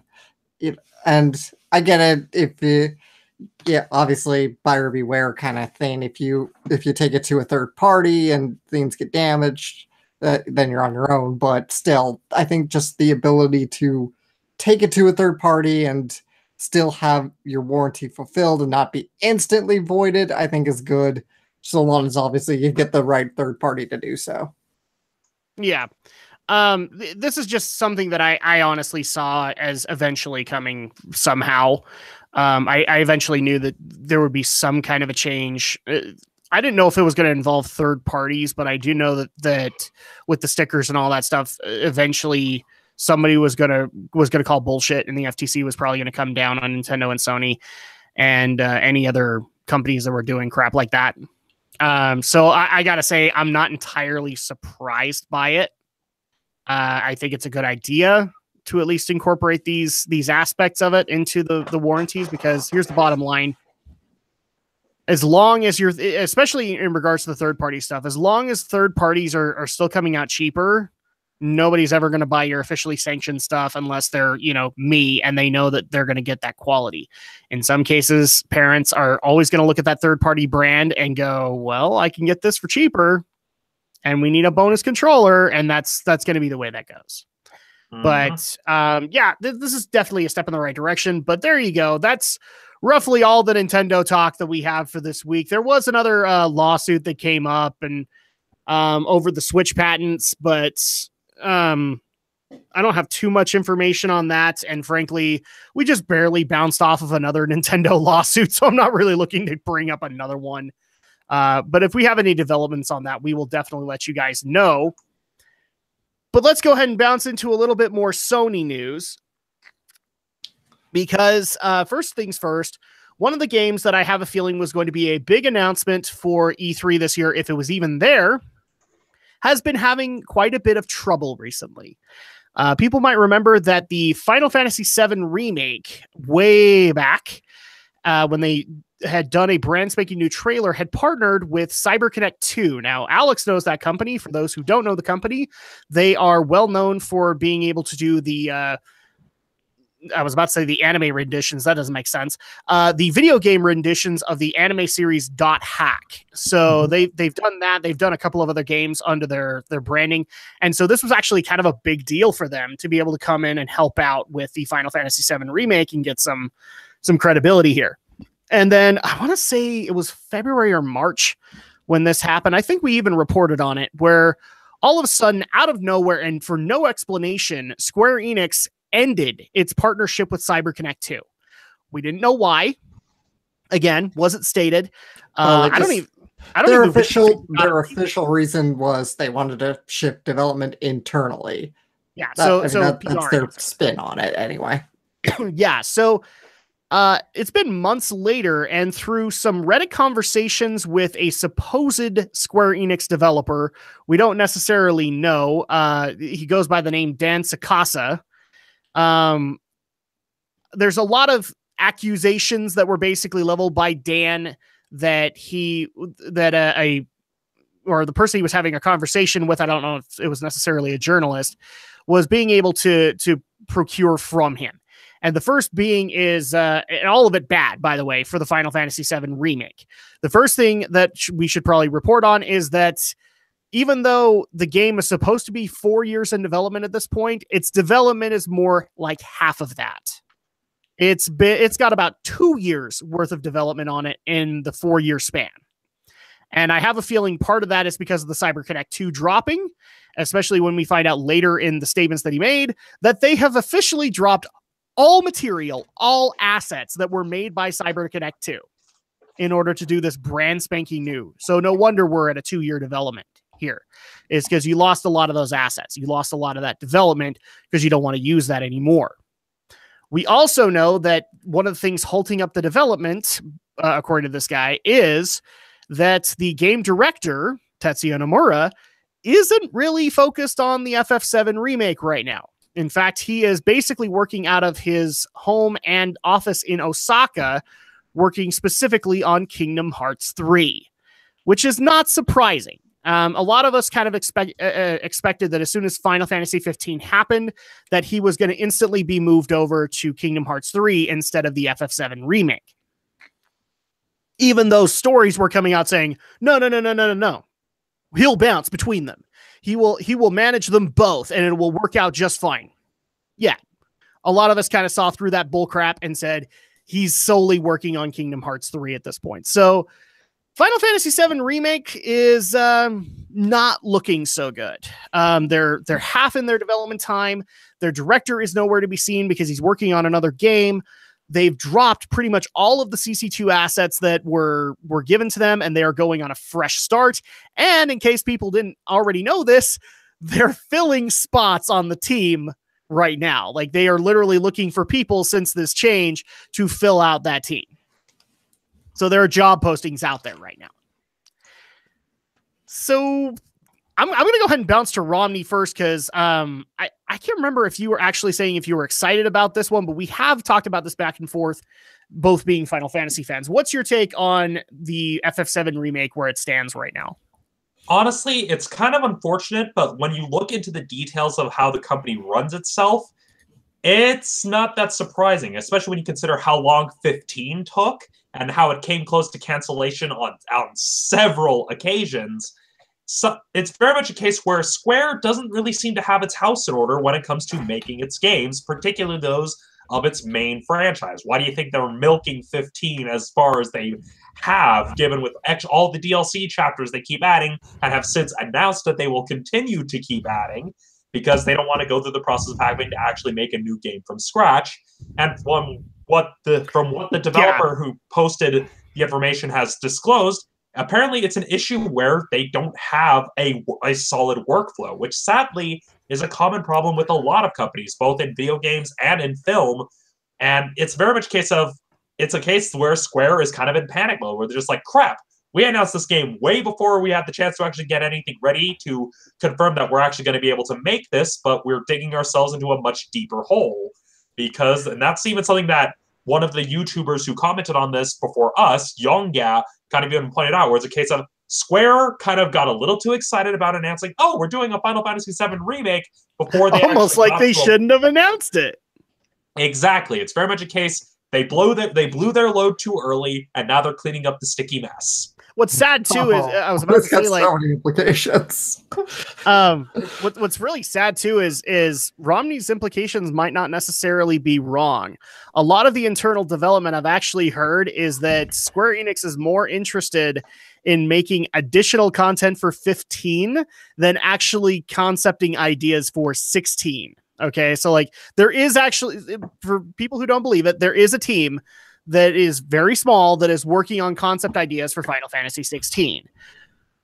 But right now, the way that Square Enix corporate is going is like, we aren't really knowing if we want to do a full 10-year wait again.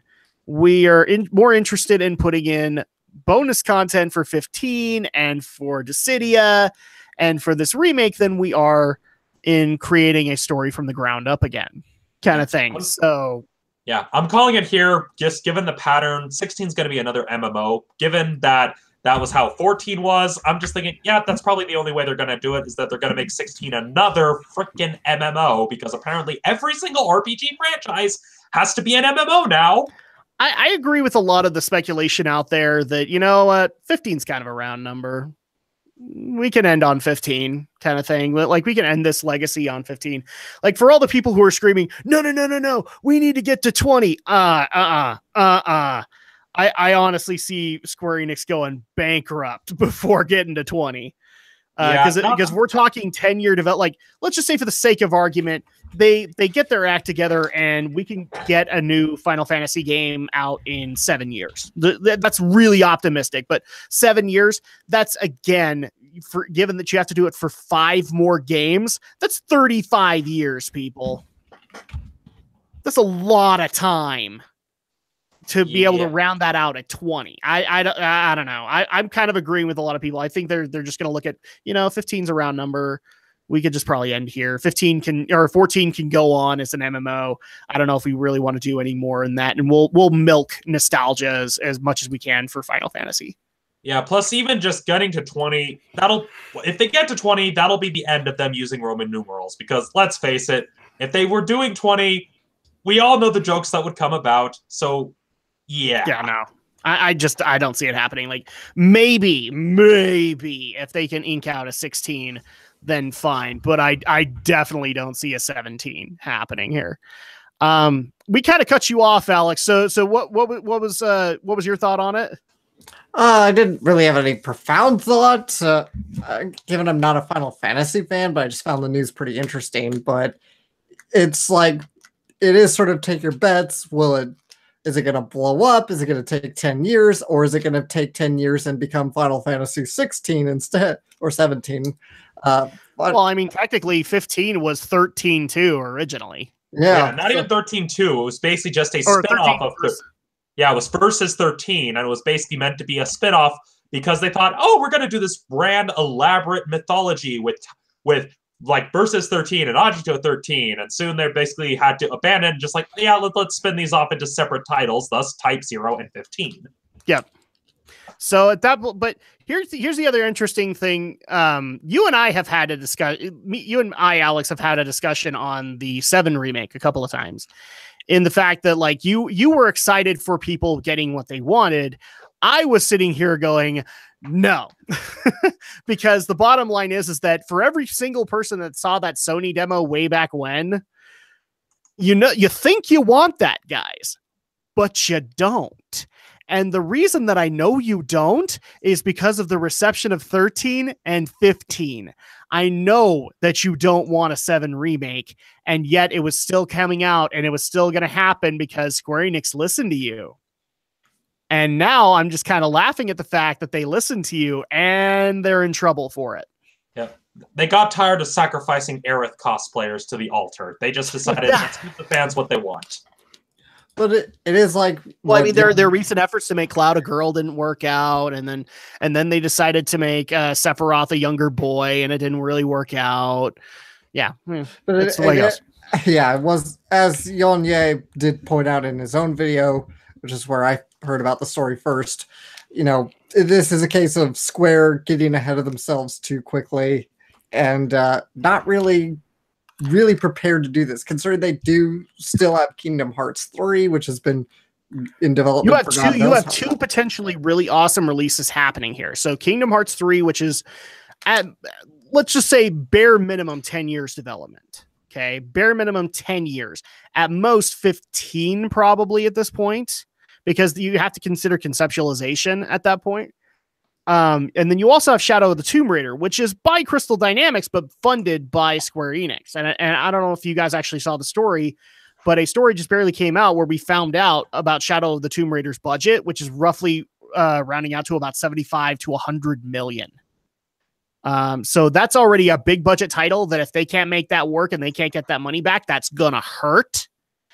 And now there's a possibility that we have Just Cause 4, another possible big budget game that might get announced. And if that doesn't do well, it's gonna hurt financially. Yeah, no. I wouldn't be like right now the way that things are standing. And I'm not saying this just because I'm the skeptic and I won. I'm saying that it's just not likely.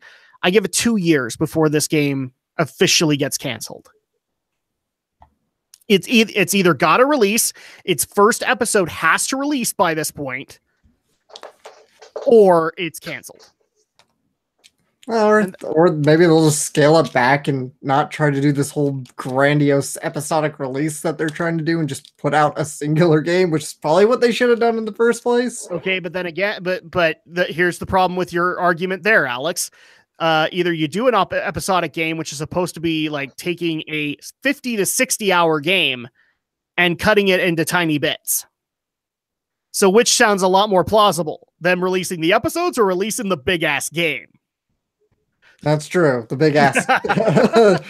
I mean, we'll have to see if Kingdom Hearts, once Kingdom Hearts 3 is out and done, you know, and I mean, that alone is probably also going to be like a 70-hour game right there. I mean, that no doubt that game is huge, and considering the amount of time that's been in development for at least 10 years here, you know, it's like I think Square is not prioritizing things very well here, and they really went ahead with this too early.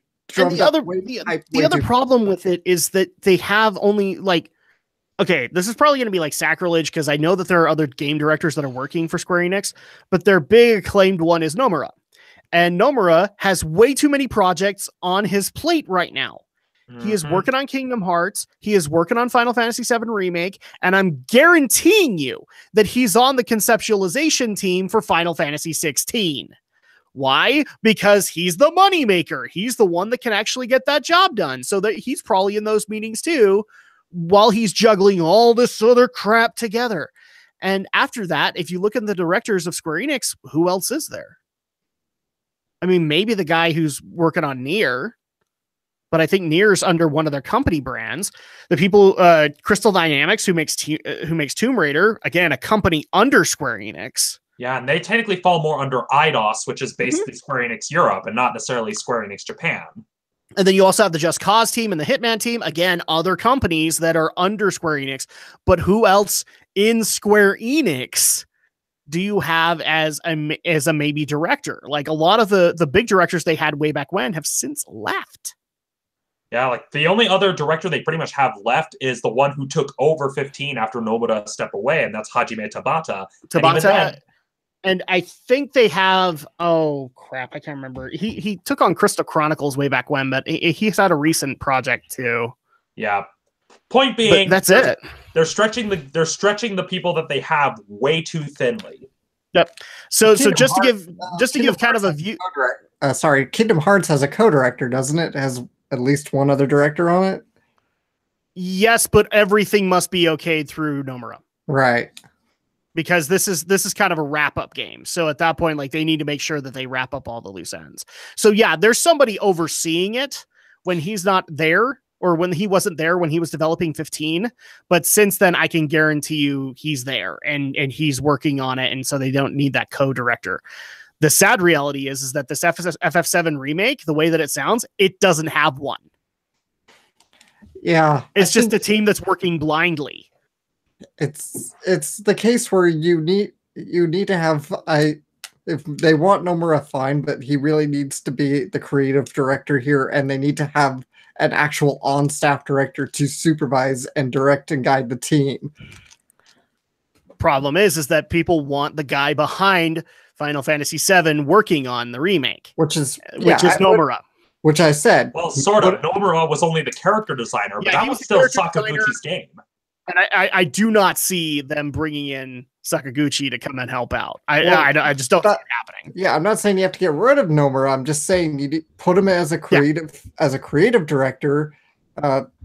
This is how a lot of anime are done. You know, you have like a chief director and you have a series director working under him or her in some cases, and you know then the chief is kind of the one putting the creative decisions together, and the series is the one pushing the staff forward. I think that's kind of what they need. They need to have a creative director to make the creative decisions, and then have a staff director put it into practice by leading the team. While, especially if you've got somebody like Nomura who's off working on 20 other projects. Yeah. Again, this is the problem here is, would Square Enix actually do it? Right now, the evidence that we have is no, they're not. They're just hoping that they don't run Nomura into the ground, which I wouldn't be surprised if after Kingdom Hearts 3, and whether or not Romney agrees with me on this, I don't know, but after Kingdom Hearts 3, I would not be surprised if Nomura announces a major break, a major hiatus, or his retirement, one of the two. One of the two, because again, they're stretching the poor guy way too thin. Yeah, he has been worked to the bone since, I want to say, like the early 2010s. He has not had a good decade so far. And just to kind of answer this question really quick of whether or not to do the big ass game or the chapters, I actually looked this up. If you want to go all completionist on Final Fantasy VII, Alex, 90 hours. Damn. 90. So, and we're talking like cutting this game into, I think an hour of game content in the game would be cut into like a 5-hour deal for each one of these episodes. So like the way that I've actually been told is, originally the first episode was just going to be the events in Midgar. Now it's going to be the events on the Midgar continent. And then the next one will be the other continent, and so on and so forth. It's complicated as all hell. That's why I'm saying don't do this game. There's no way it's coming out, people. I give it 2 years before it gets either officially canceled or they have to release something, because people are getting pissed. So moving on into the next story, because there's really not too much there. I mean, you guys can feel free to leave your comments on this, but I just don't think there's a whole lot of faith to be had with this remake. I would not be surprised if it just gets terminated at some point. And here is our final tech story of the evening, which people have wanted us to talk about, because one of the biggest speculations about E3 2018 was that Sony, because of stories earlier this year, was going to debut the PS5. And now we can officially say that Sony has announced there are no hardware announcements to be made at their conference at E3 2018. And this is coming actually from Sean Layden, who is the chairman of their worldwide studios. So the announcement is basically that they will have they have software announcements, but they don't have hardware ones. So a lot of people were speculating that this would be the year they announce the PS5. Nope, not happening. And frankly, what makes you think that would happen at E3? Sony did their own event last time. Mm-hmm. And I think, correct me if I'm wrong, it was like 2 months before E3? Yeah, it was like 2 months. It was like 2 months, and they answered some questions at E3, and then that was it. Yeah, and I think more or less it was a case where they saw what Nintendo did, and they figured, hey, that actually worked out pretty well for them doing their own show. Let's maybe do that and not spend a bunch of money doing something at E3. Yeah. Let's just rent a theater and we'll announce the PS5 that way. But a lot of people are now overwhelmingly disappointed because the PS5 is not coming. First of all, can I just level with you guys for just a second? We are 4 years into the release of the PS4. Okay. Usually, and also by reputation, at bare minimum, you start hearing about console stuff or new console stuff 5 years into the development cycle. Or in the case of the PS3, it was 7 or 8 when we started hearing rumors about the PS4. So, but that was a weird generation. But yeah, bare minimum, you would be looking at 2019, 2020 when we would start getting official PS5 news. I mean, I could already think of one person on this panel who would be freaking pissed if all of a sudden 6 months after he got his own PS4, they announced the PS5. Yeah. Yeah. So and Romney, I think you kind of be in the same boat because when was it you officially got a PS4? I think it was the day that Final Fantasy 15 came out because I got the bundle of almost 2 years. Yeah. Almost 2 years. So at that point, yeah, you'd be up a creek and it's like, damn it, I just barely got this console in my hands. Well, yeah, I would feel the way I felt when they announced the Switch shortly after I got my Wii U, where I'm just like, what the hell, Nintendo? Except it would be, what the hell, Sony? Pretty much. I mean, like, compared to these guys, I'm an early adopter and even then, I waited a year to get a PS4 because there were no games on it. I think officially, correct me if I'm wrong, Alex, we officially got the PS4 winter 2015. So at that point, like the console had been released a full freaking year. And that's when I got it. No, yeah. I actually spent the debut of the PS4 and the Xbox One getting the Wii U, which we didn't have. So yeah, that's how that went out. And I'd be pissed right now if I was, just barely buying a PS4 and now they're talking PS5. Like, dude, I just barely forked out the $400. So yeah, I'll be honest, and we'll get into the opinions of everybody else on the panel. I'm happy that they're not announcing that. I think if you shorten the lifespans here, that would be the worst thing to do, especially considering that people just don't have that kind of money. Like, the PS3 was amazing because people could actually earn up the money to be able to get the next console early. Mm-hmm. That's not the case here. It's literally 4 to 5 years into its lifespan. Alex and Romney, where are you taking on this? This is a good thing that the PS5 is not at E3. Yeah, because I mean, we just barely had the launch of their slightly upgraded PS4. The Pro, 4K, we have the 4K model. So, I mean, we've had articles about this in the past. The CEO of Sony saying we're not totally sure what the future of the console is. We don't know if we're gonna have like a PS5. It is way too early. Plus, I mean, at this point, I mean, what more technologically is there to do besides, say, pushing more with VR? I mean, I feel like 4K right now, I mean, technology can still evolve, but I think right now where we're at, I can't see much more that could be achieved with a PS5 that could already be achieved with a PS4 besides again VR. Especially considering that, I mean, one of the biggest advertising statements of the Xbox One and the PS4 was Unreal 4. Okay. And yes, Unreal 4 since then has gone through some improvements, and we've even seen other engines that are just as good, like the Frostbite engine from EA. Although I would say that one's debatable. I've played about 5 games on the Frostbite engine, and I haven't been satisfied with any of them. So you've already had other engines, but I mean, I don't think we're that close to an Unreal 5, people. I don't think we're that close to a revolutionary new engine that this new console has to feature. And honestly, I don't think that's going to be happening until about 2020, because I think Unreal 4 announcements we're starting up at like 2012. Like, Unreal 4 is in development and all that stuff. So yeah, that's kind of where I'm sitting. I honestly don't think that it would be worthwhile to have an announcement until about 2019, 2020. And 2020 is kind of optimistic. Where are you standing on it, Romney? Is it a good idea or a bad idea that Sony is not going to have the PS5 at E3?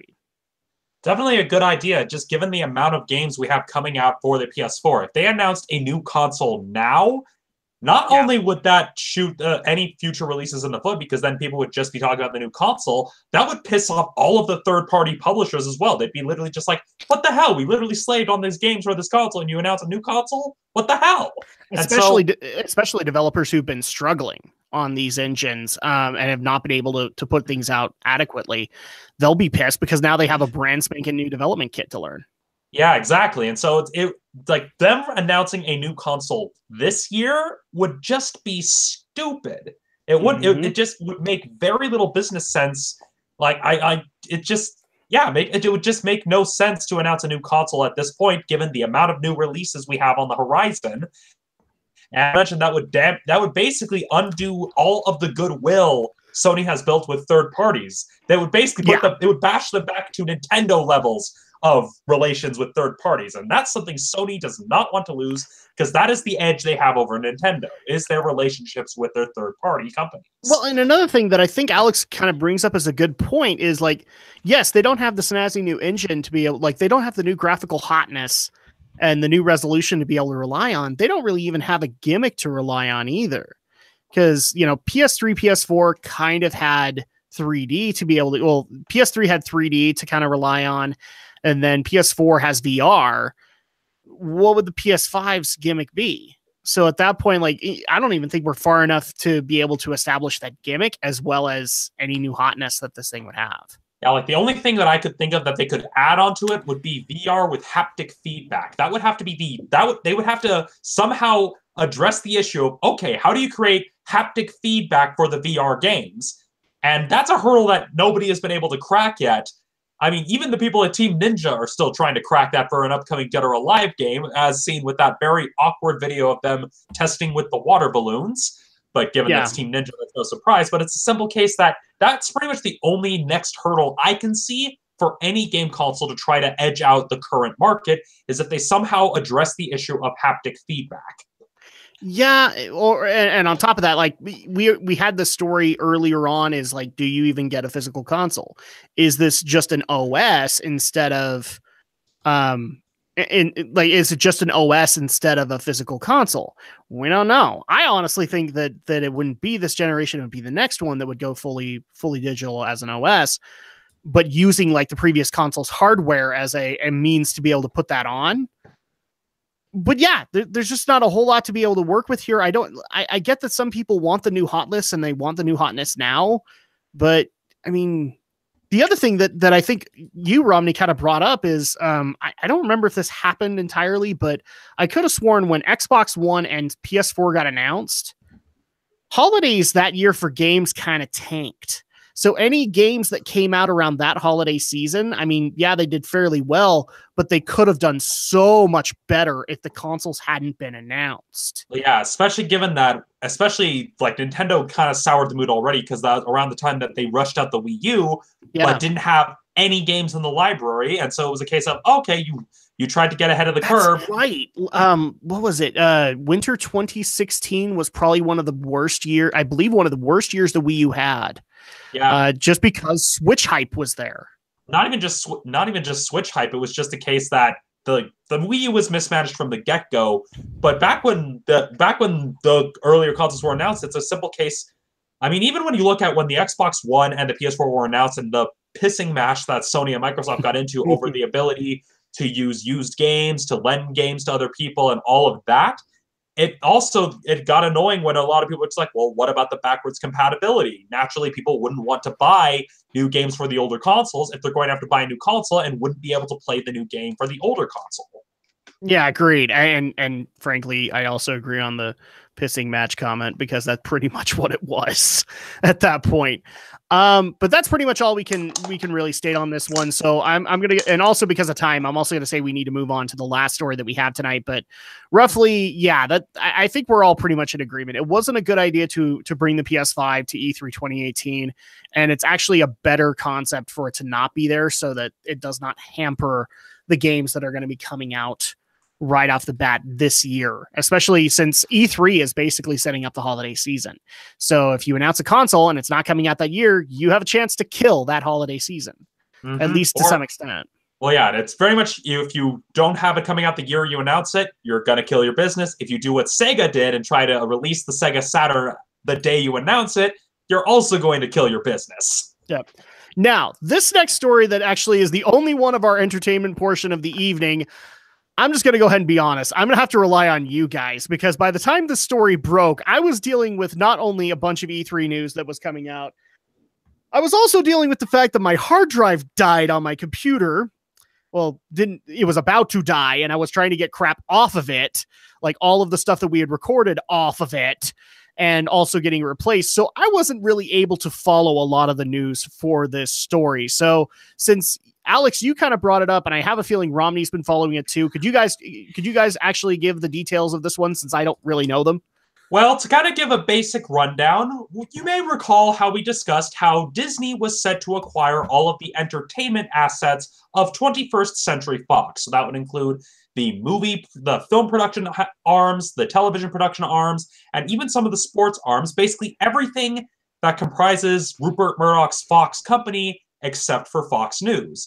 However, a new challenger has appeared as Comcast has made a bid to buy those assets in a sorry. Could you give me that one more time? Could you give me the new challenger just one more time? Yes, a new challenger has stepped into the ring. I am going to put a sound effect to that. Anyway, go on. But yes, just the way you put it, I'm going to put that in.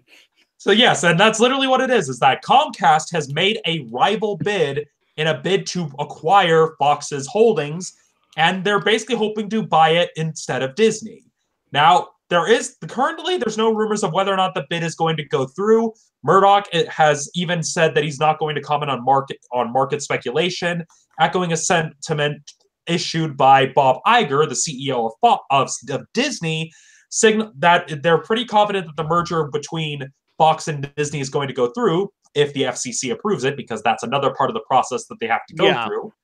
But so far, that's pretty much what this is that Comcast is making a bid to buy all of Fox's assets ahead of Disney. And so that's pretty much the long and short of it, is that we all thought Disney was set to get X-Men and Fantastic Four and all of Fox's assets, but Comcast is wanting it too. So naturally, this could either lead to a bidding war or it could lead to some other interesting developments.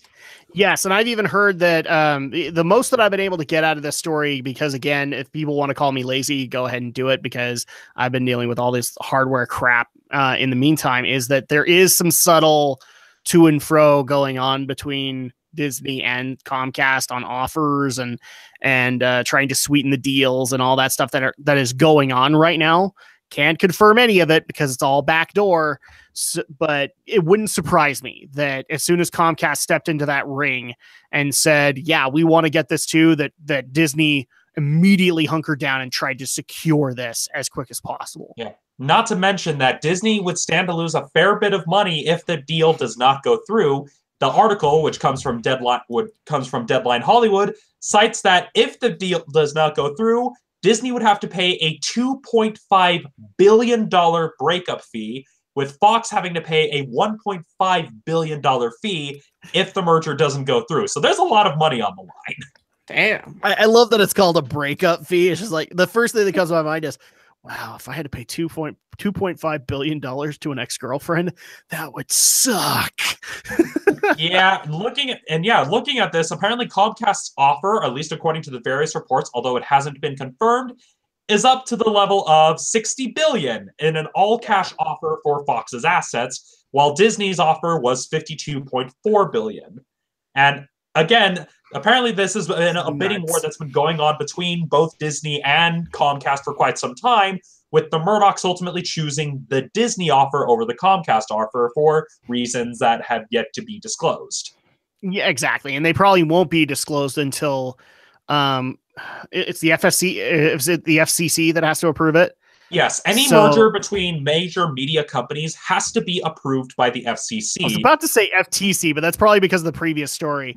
But I have a feeling we will not find out about any of these backroom politics until after that approval. That's going to be the thing that happens. And that's if they get the approval, because again, to kind of give people a brief little lesson about how this works, the reason the FCC has to approve it is because the FCC is the company that maintains the antitrust legislation that helps prevent little things like monopolies from forming.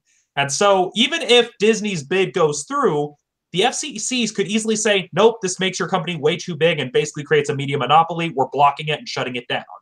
Because that's what's happened. I mean, we saw it with insurance companies, with Humana trying to buy Cigna. We saw it with like telecom companies. I believe it was Time Warner and Comcast were wanting to merge, but people blocked that because, again, that would effectively create a telecommunications monopoly. And it could be argued that by Disney acquiring Fox, that runs the risk of them basically creating a media monopoly, which nobody wants. I mean, people are just like, oh, but X-Men and Fantastic Four. Yeah, but if Disney controls almost all of the media, film, and television, that's not a good thing for competition. But as we kind of pointed out in the Infinity War review, and I'm going to point back to that, everybody, if you were expecting that the X-Men were going to be incorporated into the Marvel Cinematic Universe, you're up a creek, guys. It's not happening. The cinematic universe has already justified that there are no mutants in it. There are Inhumans, but there are no mutants. Why would they backtrack on that now? Yeah, plus it's not even a narrative thing. This is strictly like a dollars and cents thing. Yeah. I mean, imagine you're going to a movie theater and the only movies you could watch were all owned by Disney and were all funded and produced by Disney. Now, granted, Disney does have a lot of arms and they produce a lot of different films, but that's a bad thing. It would edge out other companies like Universal and Lionsgate, and basically it would stamp the independent market like out of existence. And so that is why the FCC oversees these sorts of things. And so, it's basically, this is like high-level business merger talk we're dealing with here. Pretty much. Now, Alex, you're actually the one that found the story. So what was your reaction when you actually saw that Comcast was vying for ownership of the Fox assets? Well, that's terrifying considering Comcast already owns Universal. And Comcast has... That's right. The Dark Universe was under Comcast's watch. So Comcast has already got plenty of shady company practices as a big telecom cable company. So the last thing we need is them to buy another they giant. Have a little bit of a monopoly too, don't they? They have NBC under their banner. I know that, but somebody was telling me they also have CBS under their banner too. Not quite. I'm going to look this up because I know CBS is owned by Viacom. So let's see who owns so Viacom. Viacom's still around. So at that point, like NBC's under their banner, which means all the NBC affiliates are in it. I mean, and I even think like some branches that were officially Fox Sports Net that got changed, got moved over via that way. It's getting to a point where like we had 5 or 6 companies at one point, and now we're getting down to like 2 to 3 companies that own pretty much everything media related. Yeah. So looking at this, Nickelodeon, CBS, all the Viacom is still separate. The company that actually owns Viacom is called National Amusements, but it's not owned by Comcast yet. Yeah. And so at that point you have, well, Fox was one of those entities, but now it's going to get acquired by Disney. Disney, who already owned ABC, another major network, and then now you have Comcast, who owns NBC. You have Viacom, who owns. It's like 2 or 3 companies that own everything media related. And you got to think about, well, what will be some like down the road ramifications of this? Are we going to start seeing other smaller companies just start merging just so they can kind of take on the House of Mouse or Comcast or Disney? It's just like, oh my goodness, everybody's gonna start merging together before there's just like 2 giant companies left competing with each other. Which means we're basically heading into a future. It basically will mean Max Headroom will have predicted the future. We'll literally head to a point where we won't have countries anymore. It'll just be vast media conglomerates that control everything. Ah, crap. Queen Relita will rule us all. Oh, sorry. That's a Gundam reference. People won't get it. But the other thing, too, that actually came to my mind is, okay, so people already know that I help out with I co-host a pro wrestling podcast. And speaking of monopolies, I can't think of a bigger example than that, because they're really like, if you're talking pro wrestling, there's one place to go. There's one top of the mountain, and everything I'm talking everything, guys, is like 2 or 3, maybe even 4 tiers below them. In order for them to even remotely compete with the one guy in the business, they'd all have to merge into one big entity, which I don't know if that would necessarily work for them. And that's the only way they'd be able to contend with the TV rights, the movie rights, the fact that there's a freaking network. It's ridiculous. And now you're looking at actual regular TV having this. Yes, and so looking at the list of the current media conglomerates we have Comcast, Disney, Time Warner, Fox is what's currently on the chopping block, as well as Bertelsmann, Dish Network, Sony, and Vivendi. Those are kind of the big major media conglomerates. And that's just throughout the entire world, not just the US, throughout the entire world. That's a scary thing when you consider the fact that, hey, all of our entertainment is basically controlled by these 9 companies. No wonder we can't get any new ideas. Oh, snap. Yes, and so it's very much a case, so we're literally in a whole... There is no lesser of 2 evils in this case. We either have Fox acquired by one company trying to become a monopoly, or another company trying to establish a monopoly. Yeah, and again, I know a lot of people are still on the site. In fact, I still have these debates of like, oh my gosh, as soon as Fox or Disney acquires Fox, you totally are going to see Deadpool and Avengers. No, you're not. We've kind of covered this. I think that the Fox properties are going to be as separate as they possibly can, so you're not going to see anything like that. And pretty much like any of the other Fox assets, I just don't think that they're going to have that much interaction with anything Marvel or Star Wars oriented. I really don't. Like, I don't see a reason for the studio assets to be able to go work on Star Wars or anything like that. Well, yeah, like it's all going to be separate. Like, it would be all mostly separate. The only thing Star Wars related I can see them getting out of it is them finally getting the rights to release the original unaltered versions, which even then is not a guarantee because Kathleen Kennedy is still putting up a fight to have the altered versions be the de facto versions because of reasons. Pretty much. So final thoughts before we wrap things up for the evening, because that's pretty much all we got. It's not final. I'm pretty sure that when it is final, we'll let you guys know. But as of right now, it's pretty much deals in the dark is what's happening. It's cloak and dagger business politics that's happening right now. To either have Comcast acquire the Fox rights and be able to get whatever they can off of them, which I don't think is actually going to be much. I think Disney would benefit more from the Fox assets than Comcast would. But until we actually get final results, I think that's pretty much all we can add here, unless you guys have other things. Yeah, it's not really. It's scary. That's all I can really say is that it's a lot of people are excited, but it's a lot of people like, oh yeah, like X-Men and Fantasy Four coming up. It's like, you need to see the big picture on why either company acquiring Fox may not be that good. No, not really. All right, so let's go ahead and wrap things up for the evening. We thank you guys so much for listening in and also watching us via live, kind of discuss the issues of the week. And if people want to get a hold of us to discuss the issues of the week, as well as see our content or give us feedback on our content or on the podcast, Alex the Shadow Blazer, how do they do that for you? You can see me here on YouTube. Shadow Blazer 3000 is my channel, and I produce anime-related content, occasional Let's Plays. And if you always want to be up to speed of when a new video comes out, follow me on social media on Twitter at AlexJShort. All right, and if people want to follow Stephen Romney of Studio Ghost Utah, how do they do that? Well, you can find me under my handle, Studio Ghost Utah. That is my handle both on YouTube and on Facebook. I upload videos to both. I haven't quite figured out what to make for the month of May since I'm a little behind producing content-wise, but that is where you can find my videos, is both on Facebook and on YouTube under Studio Ghost Utah, and you can find me on Twitter under Romney Reviews in case you want to see me rant about various things, as well as sharing a bunch of petitions and, well, other tweets that I like, because that's Twitter.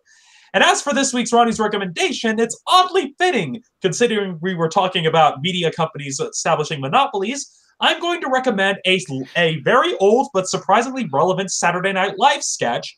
This was produced by Robert Smigel under the Saturday TV Funhouse series of sketches, where they were basically animated series sketches that parodied things like Saturday morning cartoons. And this is a Schoolhouse Rock parody titled Mediaopoly.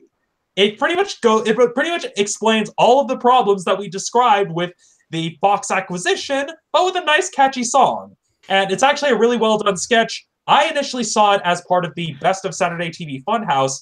The reason is that it was so poignant that NBC actually banned it from ever being aired again because it hit a little too close to the nose. So that's this week's Romney's recommendation is Mediaopoly by Robert Smigel, produced for Saturday Night Live. That reminds me of something I need to send to you via Facebook. Somebody actually sent me a literal like photoshopped image of taking a Monopoly board and making it Mediaopoly. And instead of having like all the streets and everything like that, they just like took blocks and said, you get to own the Star Wars franchise. You get to own, the Marvel franchise. You get to own DC and Harry Potter. Well, Parker Brothers did do that before, where you actually did that with actual brands, with like McDonald's and Chevron. There was a version of Monopoly released where you were bidding for real companies, and the amounts in the paper money you were... What was it, Millionaire Edition or something like that? Yeah, it was Millionaire Edition, and so the money was equally inflated. And so, yeah, instead of buying, the waterworks, the railroads, like, I'll buy McDonald's. I'll buy Burger King. I'll buy Chevron. Basically how the Trump family plays Monopoly. Hey, I still have Geekopoly on my shelf. We got to play it sometime. So you say the Trumps are there, and they play it aptly enough with the McMahons. Pro wrestling reference for you. Hey, don't get mad at me. The McMahons have already been to the White House. I'm not making any references that aren't already known, okay? So if people want to get a hold of me, you're obviously on my YouTube channel right now, and I would strongly recommend that you guys check out the other content that I provide. I do Let's Play content, reviews, podcasts. Obviously, I have 2 other podcasts along with this one, and you guys can check that out on my YouTube channel. And you can also follow me on social media at Drac2326 on Twitter, and you can follow my YouTube page on Facebook by looking up DracLP.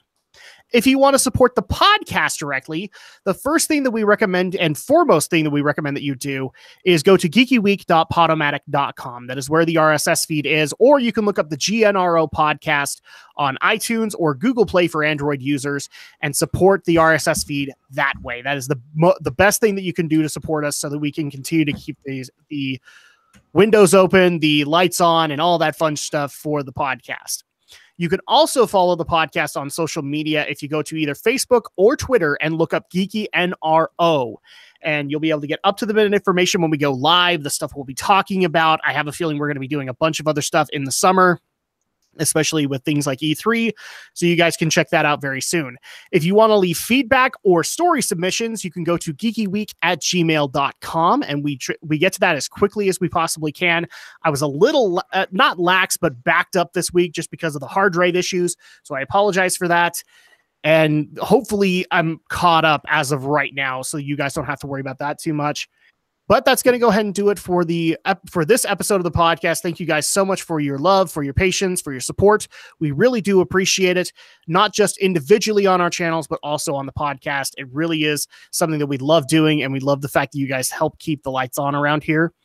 And in the meantime, when we will be back next Friday for even more geek news, reviews, and opinions. So for me, for Alex, and for Romney, we'll see you guys next time.